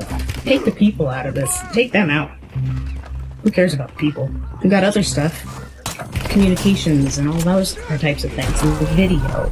So it's not just that people are telling us this. We're not relying 100% on people. If we did, that would be stupid, right? I like to think I'm not that dumb. You take a totality of everything that we have, we know you're involved. And for you to sit here and just say that you don't have anything to do with it doesn't make any sense. I think that you guys have me confused with somebody else. This interview has now been going on for over 40 minutes, and almost no progress has been made. Forcing him into a corner with evidence doesn't seem to be working, and neither does running through the events of the night, or even explaining why what he's doing is a bad idea for him. So instead, the detectives almost completely switch up and begin to threaten him with the consequences of his actions on his own.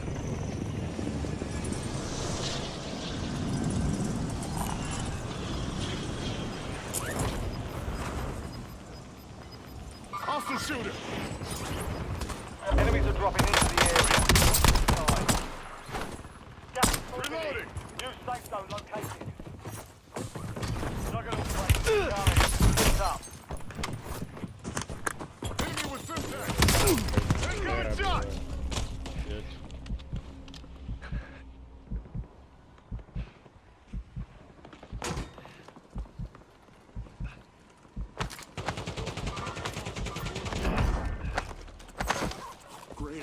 I really thought you were going to die there. Appreciate it. Incoming fire. Changing mag. Where's your discipline? Loading new mag. CUAV prepped for launch. Authorizing CUAV ECM mission. Inserting armor.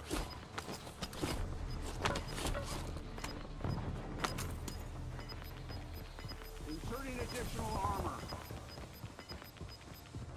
Let's put our money together and get it loaded. You're losing ground. Move it.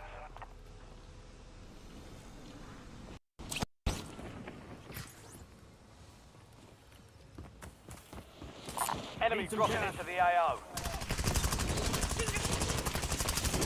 Reloading.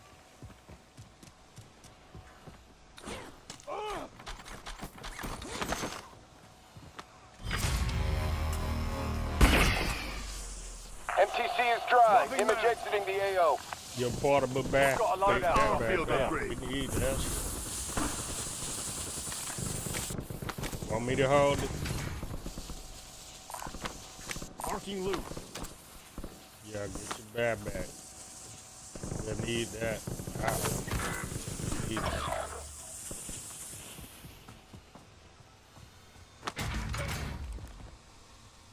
Green dead. Your squad mates in the gulag. If they survive, they redeploy.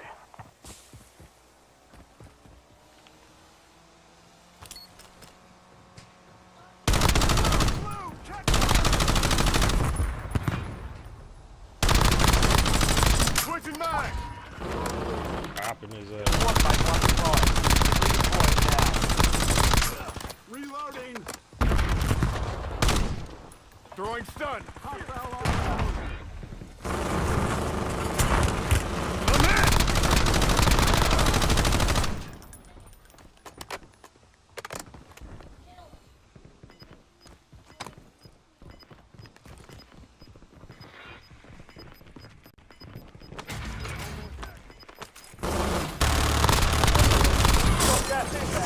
zone. Relocate. I can help you. Gulag closed until further Under fire! Marking loop. Blazing Claymore! He chased him down. I'll run. Ran his ass over. Friendly loadout drops on the way.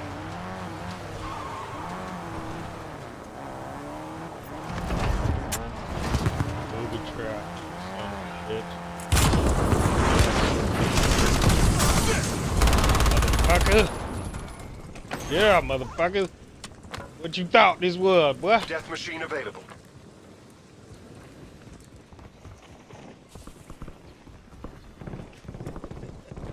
Changing mags!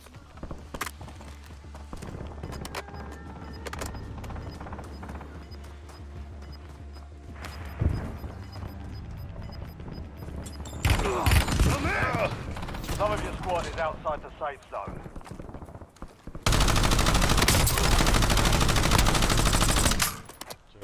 Authorizing UAV mission.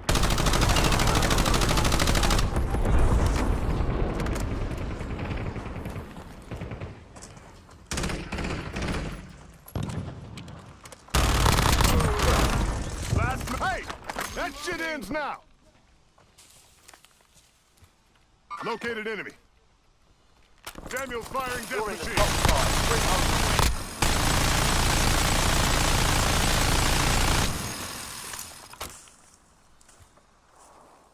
Enemy mover.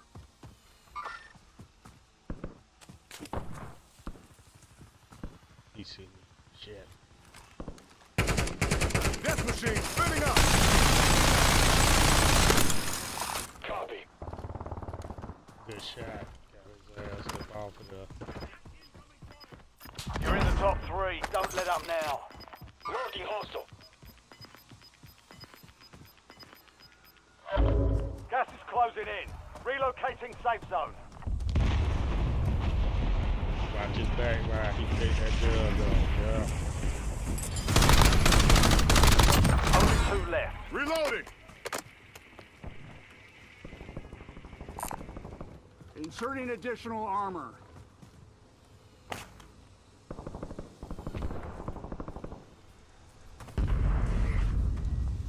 They in them planes somewhere. Remember I had pointed his ass out, he ran. I think he passed, yeah.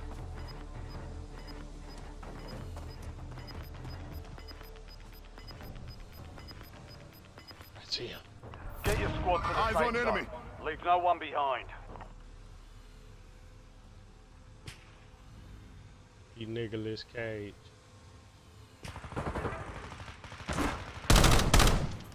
Switching back!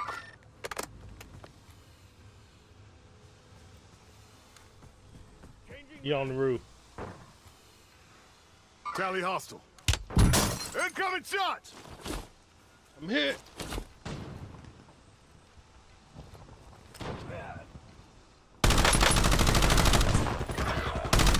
Mason requesting LDBR fire mission.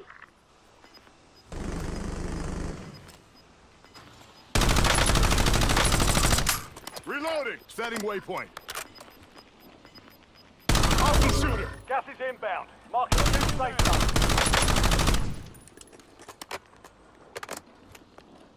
Located enemy. I'm shooting. They on Rally the on roof. marked course. There's 2. No, come back, yellow. I have a portable buy. Yeah, I'm covering you.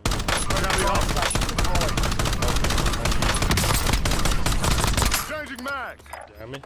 I'm shooting him all in the head. Pointing his ass out. Yeah, I don't know I can keep this up, but I got ammo. What they mean? Hostile shooter. They still up there on that roof.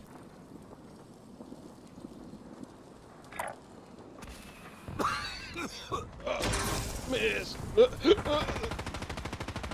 Switching mag.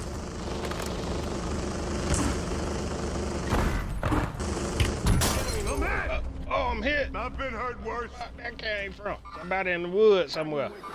I'm good. Get me a medic. He got me.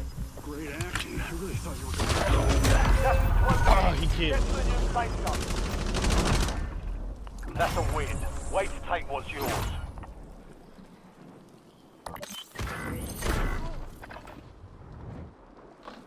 Good game, y'all.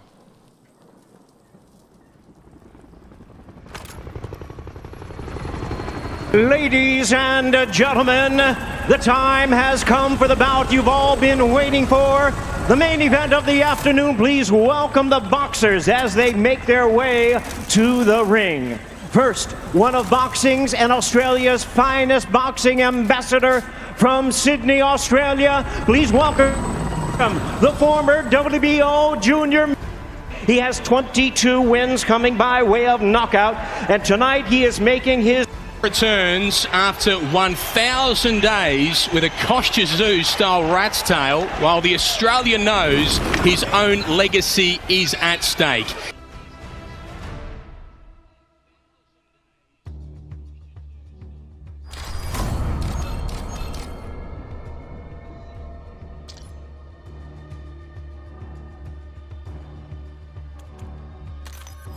Good game, y'all.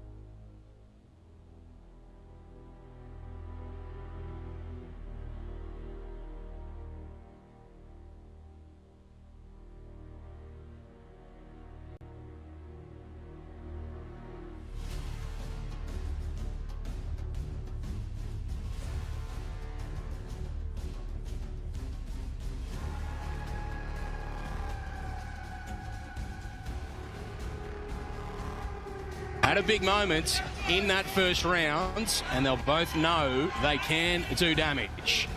Spence and Tszyu in round two.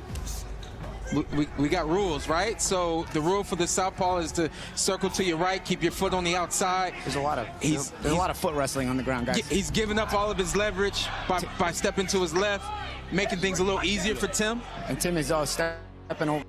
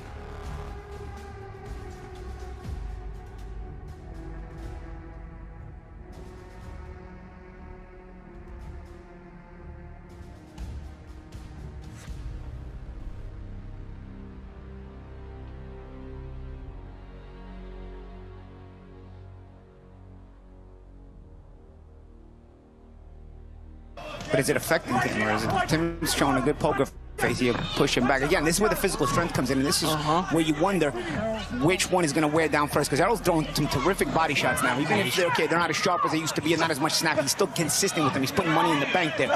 Tim keeps pushing back, though.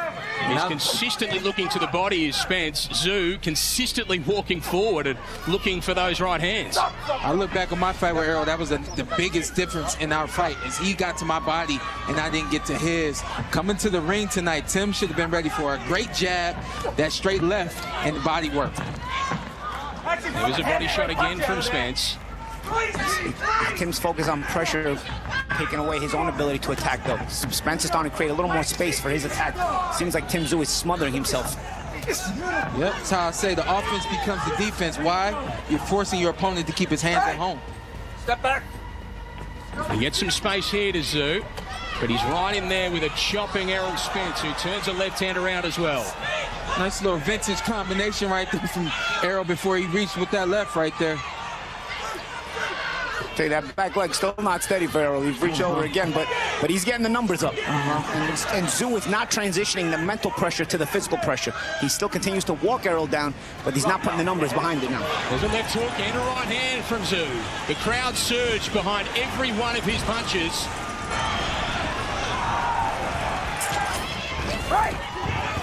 And he shoves away to Errol Spence to give himself some room to try and work from this jab. It's a lead right hand, though, from Tszyu.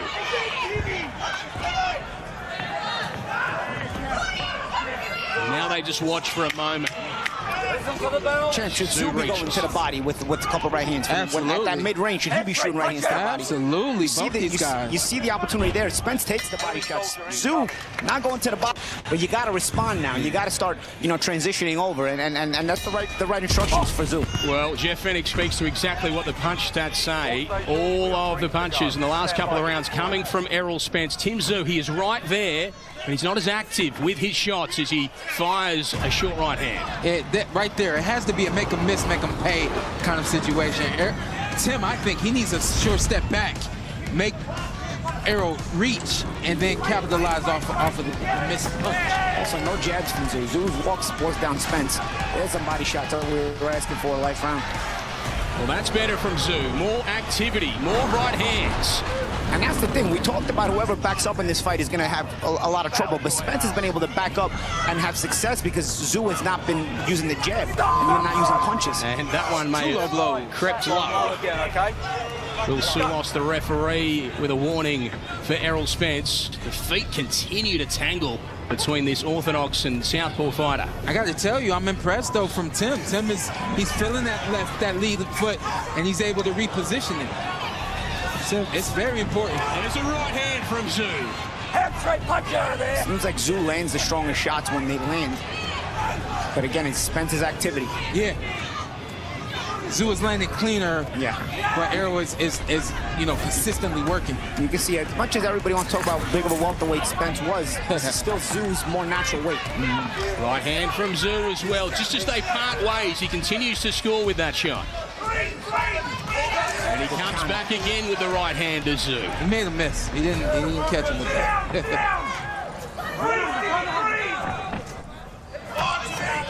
Into the body is Spence. He's being consistent with that counter. He's not putting a lot of weight on it, but it is if he keeps countering that left hand with sharp right hand, it's going to create some doubt in Spence's mind. Nice straight right coming right there from Tim Tszyu.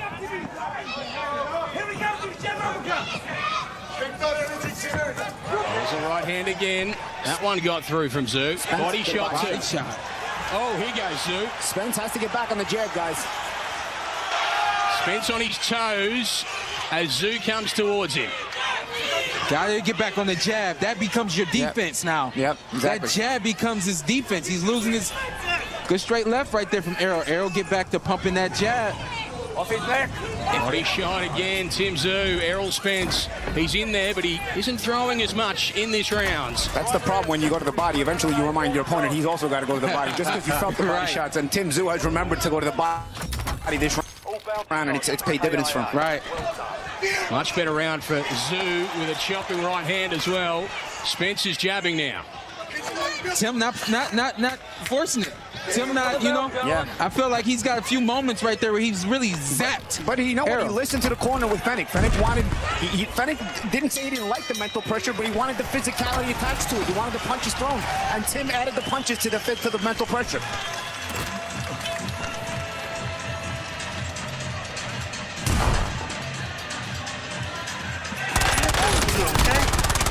I need to come in that jabber, but you got to step in with the punch. Okay? Straight down the middle with the 1-2. Okay. Then move your head. Then go to the body and start throwing some uppercuts. Okay. The uppercuts are down. Okay? But watch your distance with him. Okay? Hold for every time. Jimmy, jump 2 and 3. Second, third attack, okay? Really important. Really important. Second, third attack, buddy. Yes. Yeah, he's firing. Punch him in, punch him up. Aside the middle. Do those things that we do. The conversation ongoing in the Zoo corner. Nikita Zoo is here. So is Terence Crawford. And the crowd acknowledge him as we hit round 5. Some water in the corner. The Zoo corner. Time it. You Aussies know how to do that, don't you? Yeah. It's certainly been a specialty here today. Where are we at just now, do you feel, Sean, in this one? Again, I got it tied after 4.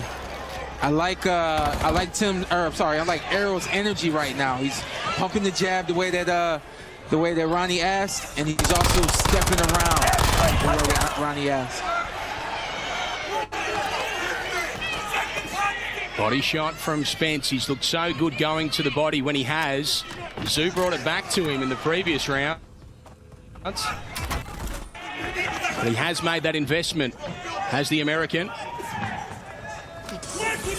Errol taking a small step back, but it's almost like he's in no man's land. He doesn't really know what to work off of. Well, Errol was never a guy who fought going backwards. Yeah. And considering that he's not done a bad job fighting on the back foot, but he does look awkward, almost out of place at times when he's going backwards. Good combination there from Spence, though. And again, Tim is going back to not responding, even though he's, again, trying to apply that mental pressure. Yeah, this is better pressure again from Spence. Zoo strong in the previous round, but Spence is firing nicely in this. Body shot, though, from Zoo. We got an older Errol. We got an Errol that's been out of the ring for 3 years. The Errol that I knew, he would punch and keep punching. There was no smothering. There was no 1-2 and we're done. This kid used to punch and punch and punch. The Errol, you know, had legs. This one's legs ain't so sturdy under him. I mean, he's fighting a brave fight, and it's effective in those spots. I mean, this is a close fight. Right. But I also feel like Zoo is also letting him live more than he should, and it could cost him, you know, because Errol's still, regardless, he's investing to the body, and you don't know what kind of dividends that pays later on. Spence turns right-handed for a second, and he goes back to lefty and shoots a nice left hand. Yeah, good left hand it was from Spence. Gets back investing to the body of Zoo again. I feel the exact same, Paulie. I feel like Zoo's almost allowing Errol to live. He's not firing quick enough. Yeah. And Errol falls over that front foot a lot. Again, a testament to, I think, the legs does not being there like they used to be. But Tim not making him pay with the uppercuts. He's getting a little too close to himself and smothering himself. Inside the final 30 seconds of round 5 here. Both go to the body. Spence really digging in with his shot to right hand from Zoo. Don't hold! Right! That's that sweeping right hand again. He's got to start. It's like this looping, hooking motion. Yeah, that's a good shot, but Tim has to get in the proper range for it. He's either too close or too far a lot of times. Another close rounds. Landed, best punch of the round was landed by Zoo, so close round that last round. Fennec again showing why he was brought on with the instructions there, you know, trying to get Tim to have that self-belief in his ability to pressure and be the man in the ring.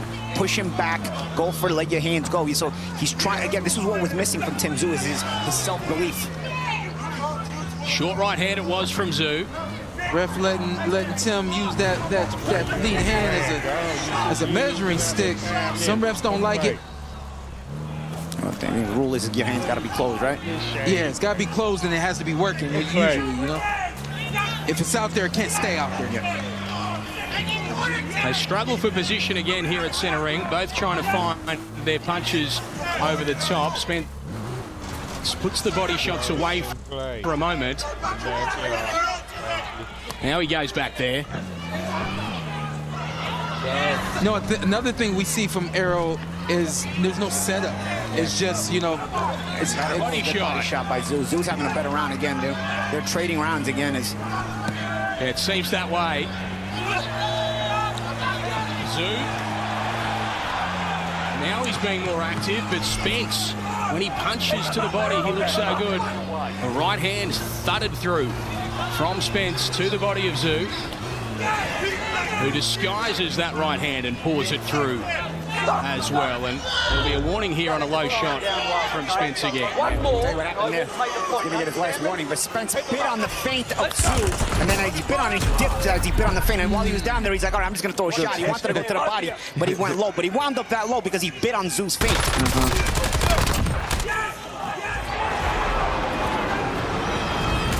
Shuffles away to Spence and he goes to the body. Zoo on the inside. Tim becoming a bully. You know, again, that lead hand leading, forcing Errol to do what he wants him to do. And Zoo, he drove to the body a couple of times. Then he drove to the head. So it becomes easier for Zoo to be the boss when Spence stops jabbing, and Spence has stopped jabbing, and Zoo not only coming forward, but again adding the numbers, adding the punches the way Fennec wants to do behind that pressure. But Spence can offset that with his jab, but he's not jabbed that much, and again that back foot coming off the ground as he falls over trying to throw the left hand. And the crowd, they surge around Tim Zoo every time that he scores with anything. They did so again there as he drives into the body again with his right hand. That's interesting the way Errol was blocking that body shot. I mean, he's really he's pulling his ass back. He's really trying to block that shot. Yeah. What is it about the body? I don't know, but he could also give more of an angle then if that's the case, so he doesn't have to be so awkward when he gets that. But again, you have to have the legs to change position constantly like that. I don't know if Errol has them. So they are trading rounds here in Sydney. Errol Spence and Tim Zoo.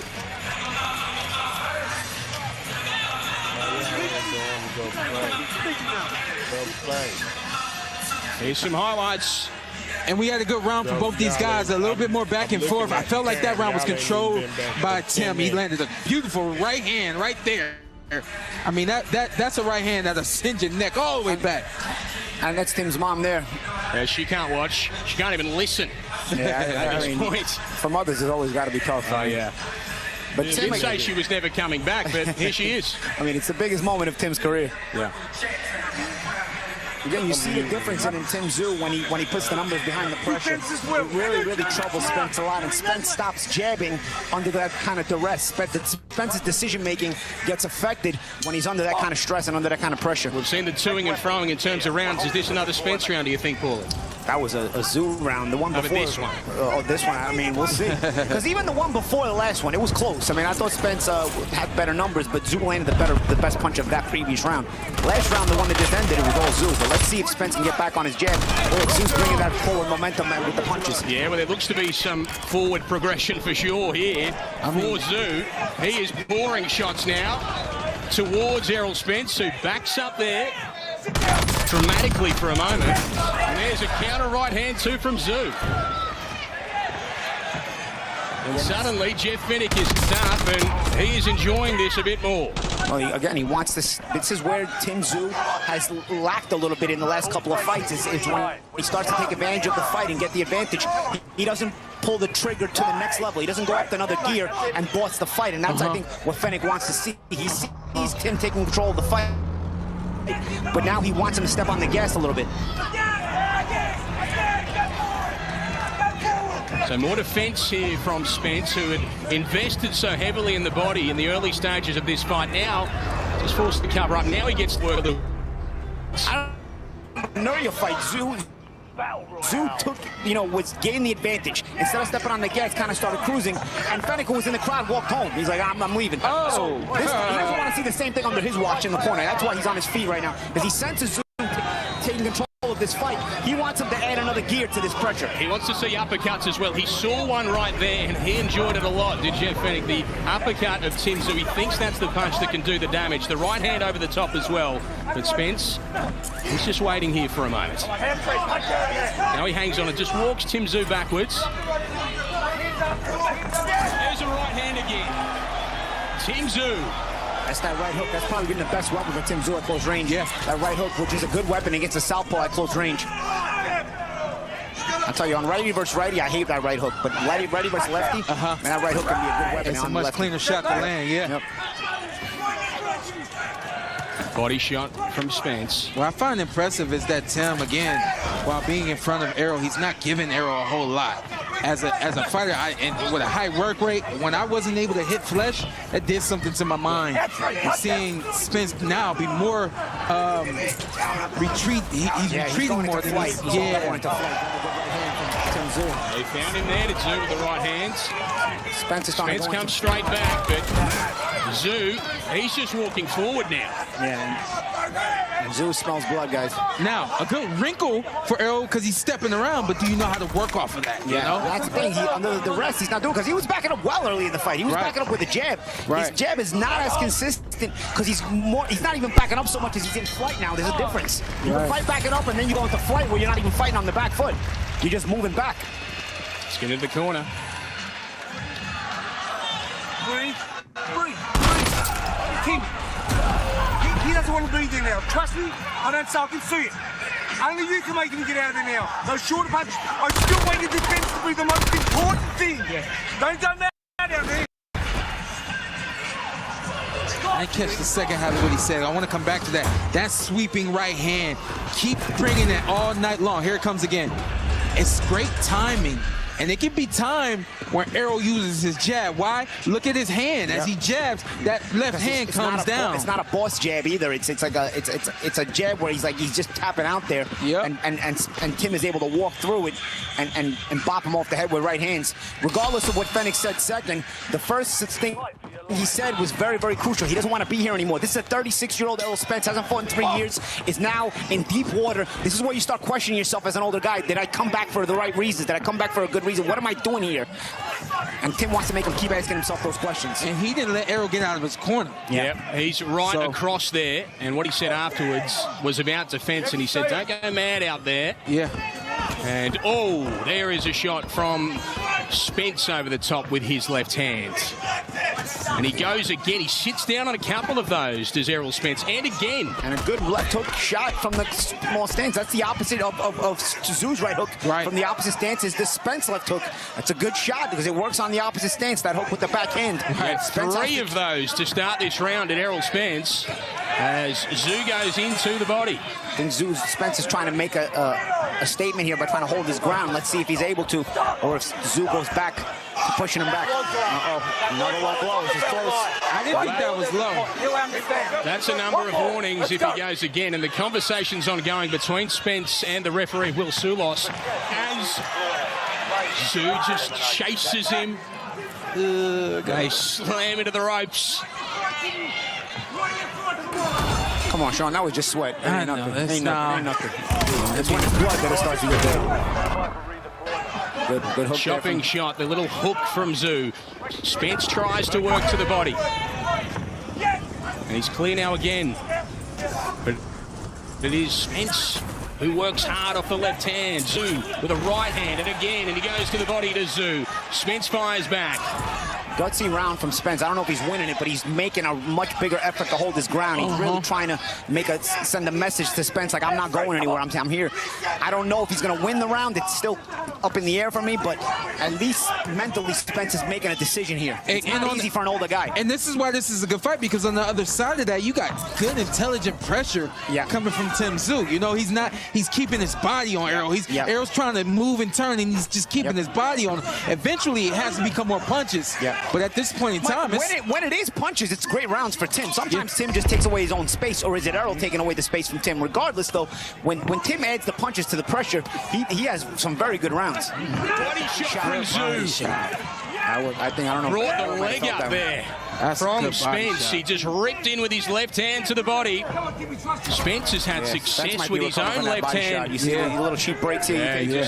He evades for a moment, and he continues to do so. It was a good punch from Zoo. When you fought, you take little cheap breaks to try to make like you're not hurt, but Spence is backing up without fighting. He might be recovering from that body shot. The bottom line for Errol is he doesn't bring a lot of variety to the game, right? So when you see him doing things that aren't in his nature, it's more than likely because he's hurt. It's more likely because he needs that space to breathe. So they head to the stools again, this one at a very important stage. 8 rounds down between Spence and Zoo. Give him a deep breath. Let him out slow.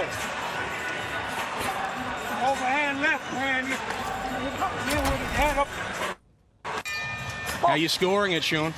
Oh, man. It's a great question. 1, 2, 3. I'll let you count them. As these two get back into the battle, Zoo and Spence. I think the last round, the question is, are you going to give Spence a sympathy round? He had a better round than he had the last couple rounds, but I'm still not sure he won it. But I can appreciate his effort, but I don't think he won the round. I got 5-3 Spence. I'm sorry, 5-3 Zoo. Okay, so 5 rounds to 3 to Tim Zoo, according to Sean Porter. And jabbing now is Spence and chasing. Spence a lot of times falls over on that when Zoo spins again. We found question of the legs in that position a lot of times in this fight, and Zoo did find him once with the right hand, but he's chased every other time and not quite gone in. Yeah. It's a good overhand left when Errol was able to find it. Yeah, he found it in the previous round a few times. Did Errol Spence? When you're fresh and when you're older guy, you're fresh and you decide to take a fight. You're fresh, you're not tired, you don't feel the discomfort. It's this part of the fight now where you say, did I really want to come back or not? It's Spence's decision making in this part of the fight, in these last rounds, that will decide how badly he wanted to come back. It's not easy. I mean, he's fought bravely, but it's not easy to be an older guy in this position with a younger guy stalking you like this, a physically bigger guy stalking you like this. It's where you start to say, okay, how badly did I really want to come back? And sometimes you start to say to yourself, maybe I didn't want to come back as badly as I wanted to. That movement is what Errol needs, but you can see, I mean, he shuffled his feet, he stuttered his feet. It's what he needs, but it's not something that he, teaching the old dog new tricks. That to me would be a new trick for him. Well, both of you guys did predict a stoppage around this time yesterday. Is it still that way that you think it's headed, or are we going the length here? Dan, I thought this fight was going to be over 3 rounds. I mean, in the 3rd round coming in, I just thought it was going to be you get me or I'm going to get you. But both these guys have exemplified better defense from Zoo and more punch resistance like that than I think anybody expected. Yeah, well, it looked that way, a shootout early on, but it's sort of got into this position now. Another good counter from Zoo. Zoo scores with a couple of strong right hands there. And he drives out to the body. He's looked good doing so as well. His right hand long to the body of Spence has been an important punch. Spence going the wrong way here, guys. Circling the other way. At close range, now he's going in the correct way. That's a good feint. But again, not something that he doesn't do that. He doesn't feint. Right hand again from Tim Zoo. Nice little throwaway shot, and then he threw the right hand. Spence hasn't thrown a punch in about 30 seconds. I don't know if he's recovering from something or is he just exhausted, but he is not. There's punches from Zoo. Right hands aplenty. There in round 9, Tim Zoo had some strong moments to end the round with his powerful right hand. Yeah, Spence didn't throw a punch the last 30, 40 seconds of the round. Just same way done at the end of the round. Right hand, brother. You're in position to do all the time. You've got to throw it. When you're not throwing, that's why he's hitting you, Timmy. 3 first. Believe in what you're doing, champ. But have a great defense for me, please. Hands up. He's trying to beat him on the left hand over. Breathe, Timmy. See, one good hook deserves another. Spence uses the left hook inside, and Zoo comes right back with his right hook. Talk about those backhand hooks. Breathe. One more deep breath. Nice defense. And later in the round with Zoo, with that straight right hand down the middle, a shot you want to use on a southpaw. Second down, let's go. And that's what Fenech wants. More of those right hands from Zoo. And there was a noticeable dip in activity from Errol Spence in round 9. Let's see what he has for us in 10. Oh, there's that right drive to the body. Can Spence get back to the body where he had so much success? I feel like if anything, Tim might feel like he has him where he wants him. I think we're going to get more offense. More offense. Good body shot coming from Tim. Spence to the body. Zoo over the top with the right hand. And again. And he drives to the body of Spence.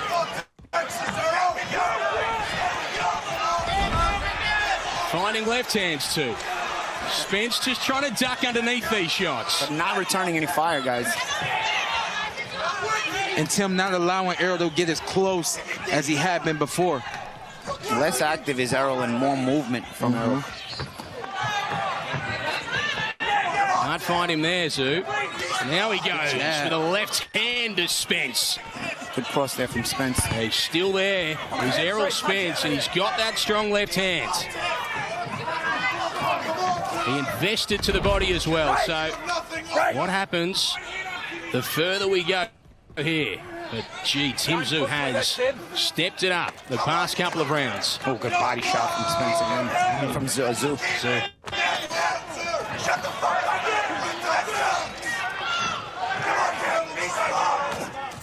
There he is to the body, Spence. Body for Zoo. And you see what it is. Spence is throwing shots, not to take the initiative, but to take a break. He's looking to land a shot and take a break. And I think Zoo's really good shot there from Spence. But Spence has to do more of this. He's got to try to follow up when he lands a shot. And the other side of that, Paulie, is Tim is allowing Errol to dictate the pace. He can't allow Errol to dictate the pace. He's got to stay on the front foot and keep punching. Jabbing to the body, then finding his right hands. Here's Spence. He's been much more active the last 30 seconds or so. No jabs, can't find Zoo. But Spence is not able to be active for the full round anymore, guys. See, it's more of this now. It's more, bouncing away from Zoo and trying to pick off moments. Zoo with another sharp right hand there. 30 seconds left in round 10 of this 12-rounder. Now Zoo with a jab, a rare jab from Zoo, right? Zoo, for me, doesn't jab as much as he could and should. Especially right now with the lead hand of Spence down and he's tired. This is a good chance for the right-hander to use that jab effectively.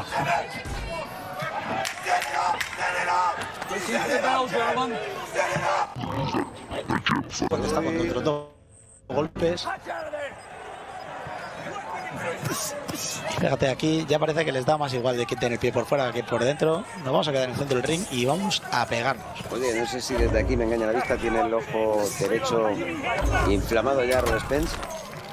Voy a ver ahora, cuando se gire, a ver si lo vemos. Muchísimo daño el que lleva puesto Errol Spence. En estos asaltos podría pasar cualquier cosa. Tiene un chichón, una inflamación en el ojo derecho, pero fuera de la cuenca orbital. Más para la parte de la sien. Fíjate, vaya volado. Y qué combate más incómodo el de Errol Spence. O sea, si tú crees así, no te apetece ser boxeador. O sea, no es cómodo, no es para mí. Lo paso muy mal.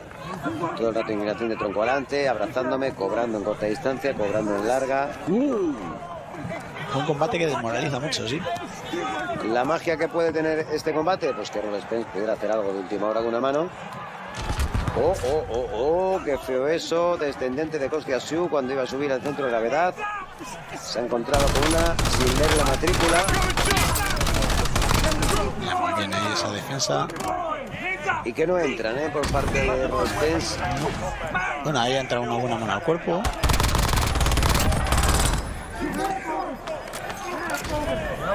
Pero no es suficiente. Quedan 50 segundos. Vuelve a llevarse otra derecha más. ¡Ay! Esos tres Ahora sí que ha cogido. Vaya, cómo se está poniendo el combate. Pero de bonito, 40 segundos. Madre mía. 40 segunditos de combate. Se está poniendo bonito. Cruce por parte de ambos y peligro por parte de ambos. Se ha vuelto a poner esto bien emocionante. Hoy de momento se tienen que agarrar. Esperamos a que el referee diga algo y se lleva un golpe entre medias.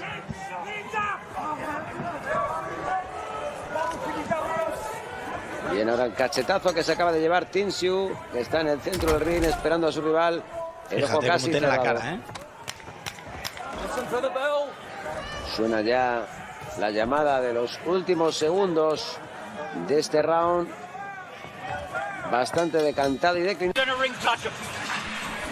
And the uppercut behind it. Okay? The uppercut gotta be behind it. Alright? Come on, baby, let's go to work. This is it. Last round. Come on, my man. We need this round, okay? So let's go out there and take it. Alright? Stay close to him. Get that overhand up there. Behind the uppercut. So the speeches have been made. Both fighters head to battle for the final 3 minutes of this one. Errol Spence and Tim Tszyu. I thought there was more urgency in the corner of Spence. There was urgency in the corner of Tszyu, but it was also a half a play it safe, half a be active kind of speech. I think both guys should, for the safe side, be on the safe side to try to win this round. Spence might need it a little bit more, and Ronnie's instructions showed that. Yeah, I'm reminded of my fight with Errol, where I said, man, the round that I got knocked down, somebody's got to get a knockdown here. This fight is too close. I feel the same for this. I feel like we know that Tim is winning this fight. However, there have been some swing rounds in between. And I think if there's a knockdown either way, it seals the deal. The way this round is starting, though, did Errol burn too much gasoline last round? Good body shot from Tszyu. Great body shot. Set it up off his jab as well, and he's jabbing more, at least using that left hand, is Tim Tszyu to try and set things up here in the final round of this fight. Errol Spence wheeling around now to his left and just squares up here for a moment. Not an active first part of the round. They might be trying to save it for the second half. Call it old man in it, as the Brits say in England. The old man in it. Fight for the spots of the rounds that you try to be more convincing of, but not for the full round. Well, you know, it would be beautiful if Errol knew what he was doing and what he was trying to set up. What he was trying to set up. No, well, I'm saying that, you know, hopefully this is a setup here. The thing about Tszyu's feet is he has trouble hitting a moving target. You know, Tszyu is putting the mental pressure, but he's not applying the physical part to it. Even again, going to the body, even something simple like a straight right hand to the stomach, as Spence moves. Tszyu scores. And that's what I was asking for from Tszyu. He's got to get the physical part active if he's going to put the mental part here. What'd you call that earlier? You said going to the attic? Oh no, a rooftop. Rooftop. I mean, that was a nice little touch to the body and a straight right to the head. Yeah, he's been looking for that combination, has Tim Tszyu. He's been trying to set things up more in this last round as well with that jab. And the right hand from Tszyu. See, again, if he's active, I don't know. I'm questioning whether Spence burned all his gasoline around 11. He had a really active round 11. He's got nothing here around 12. And Tszyu is starting to put the punches in here to put the round in the bank. Strong final round here for Tim Tszyu so far. He's scoring with right hands at times. And Errol Spence, who is so active to the body in the early stages of this fight, he has put the cue in the rack at times, particularly here in this final round. What does the aging superstar in Errol Spence have for us in the final 20 seconds here in Sydney? Tim Tszyu with the crowd surging behind him, looking for the moment of his boxing life. He's in there with the legends. He'd love one more right hand like that. And perhaps another. And in Tszyu, out of the shadows. They go the distance. Errol Spence in Sydney and Tim Tszyu, 12 rounds. It went up and down. And we can head to Jimmy Lennon Jr. Ladies and gentlemen, after 12 rounds of action, the judges are in agreement. We have a unanimous decision. Here are the score totals. Judge at ringside, Adam Hite, scores the action 118 to 110. Judges Carlos Costa and Joanna Schwalger both scored about 117 to 111. All three in favor of the winner, the Phoenix, Tim Tszyu.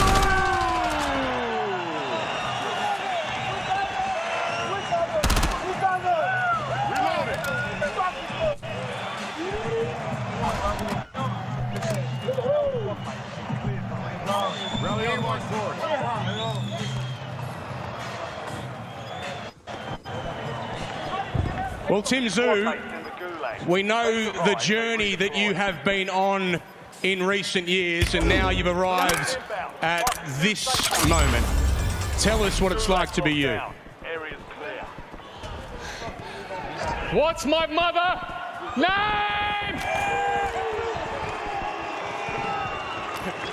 No, honestly, man, Sydney, Australia, and the whole world, I thank y'all. 160 is my new division, and I feel strong. And big blessing to my fans, man. This is for saying this was one hell of a show, and kudos to the boys at No Limit. Kudos to my team, my sponsors, and everyone, man. I thought the Tony Harrison win was good, but let's go party! So many big moments for you as a professional boxer, but is this, against a legend like that, is this the best of it? Yeah, 100%. You know, like, there was nights where actually, you know, I had sleepless nights thinking about, man, am I in my depths? What am I gonna feel like facing a legend like that, you know? But man,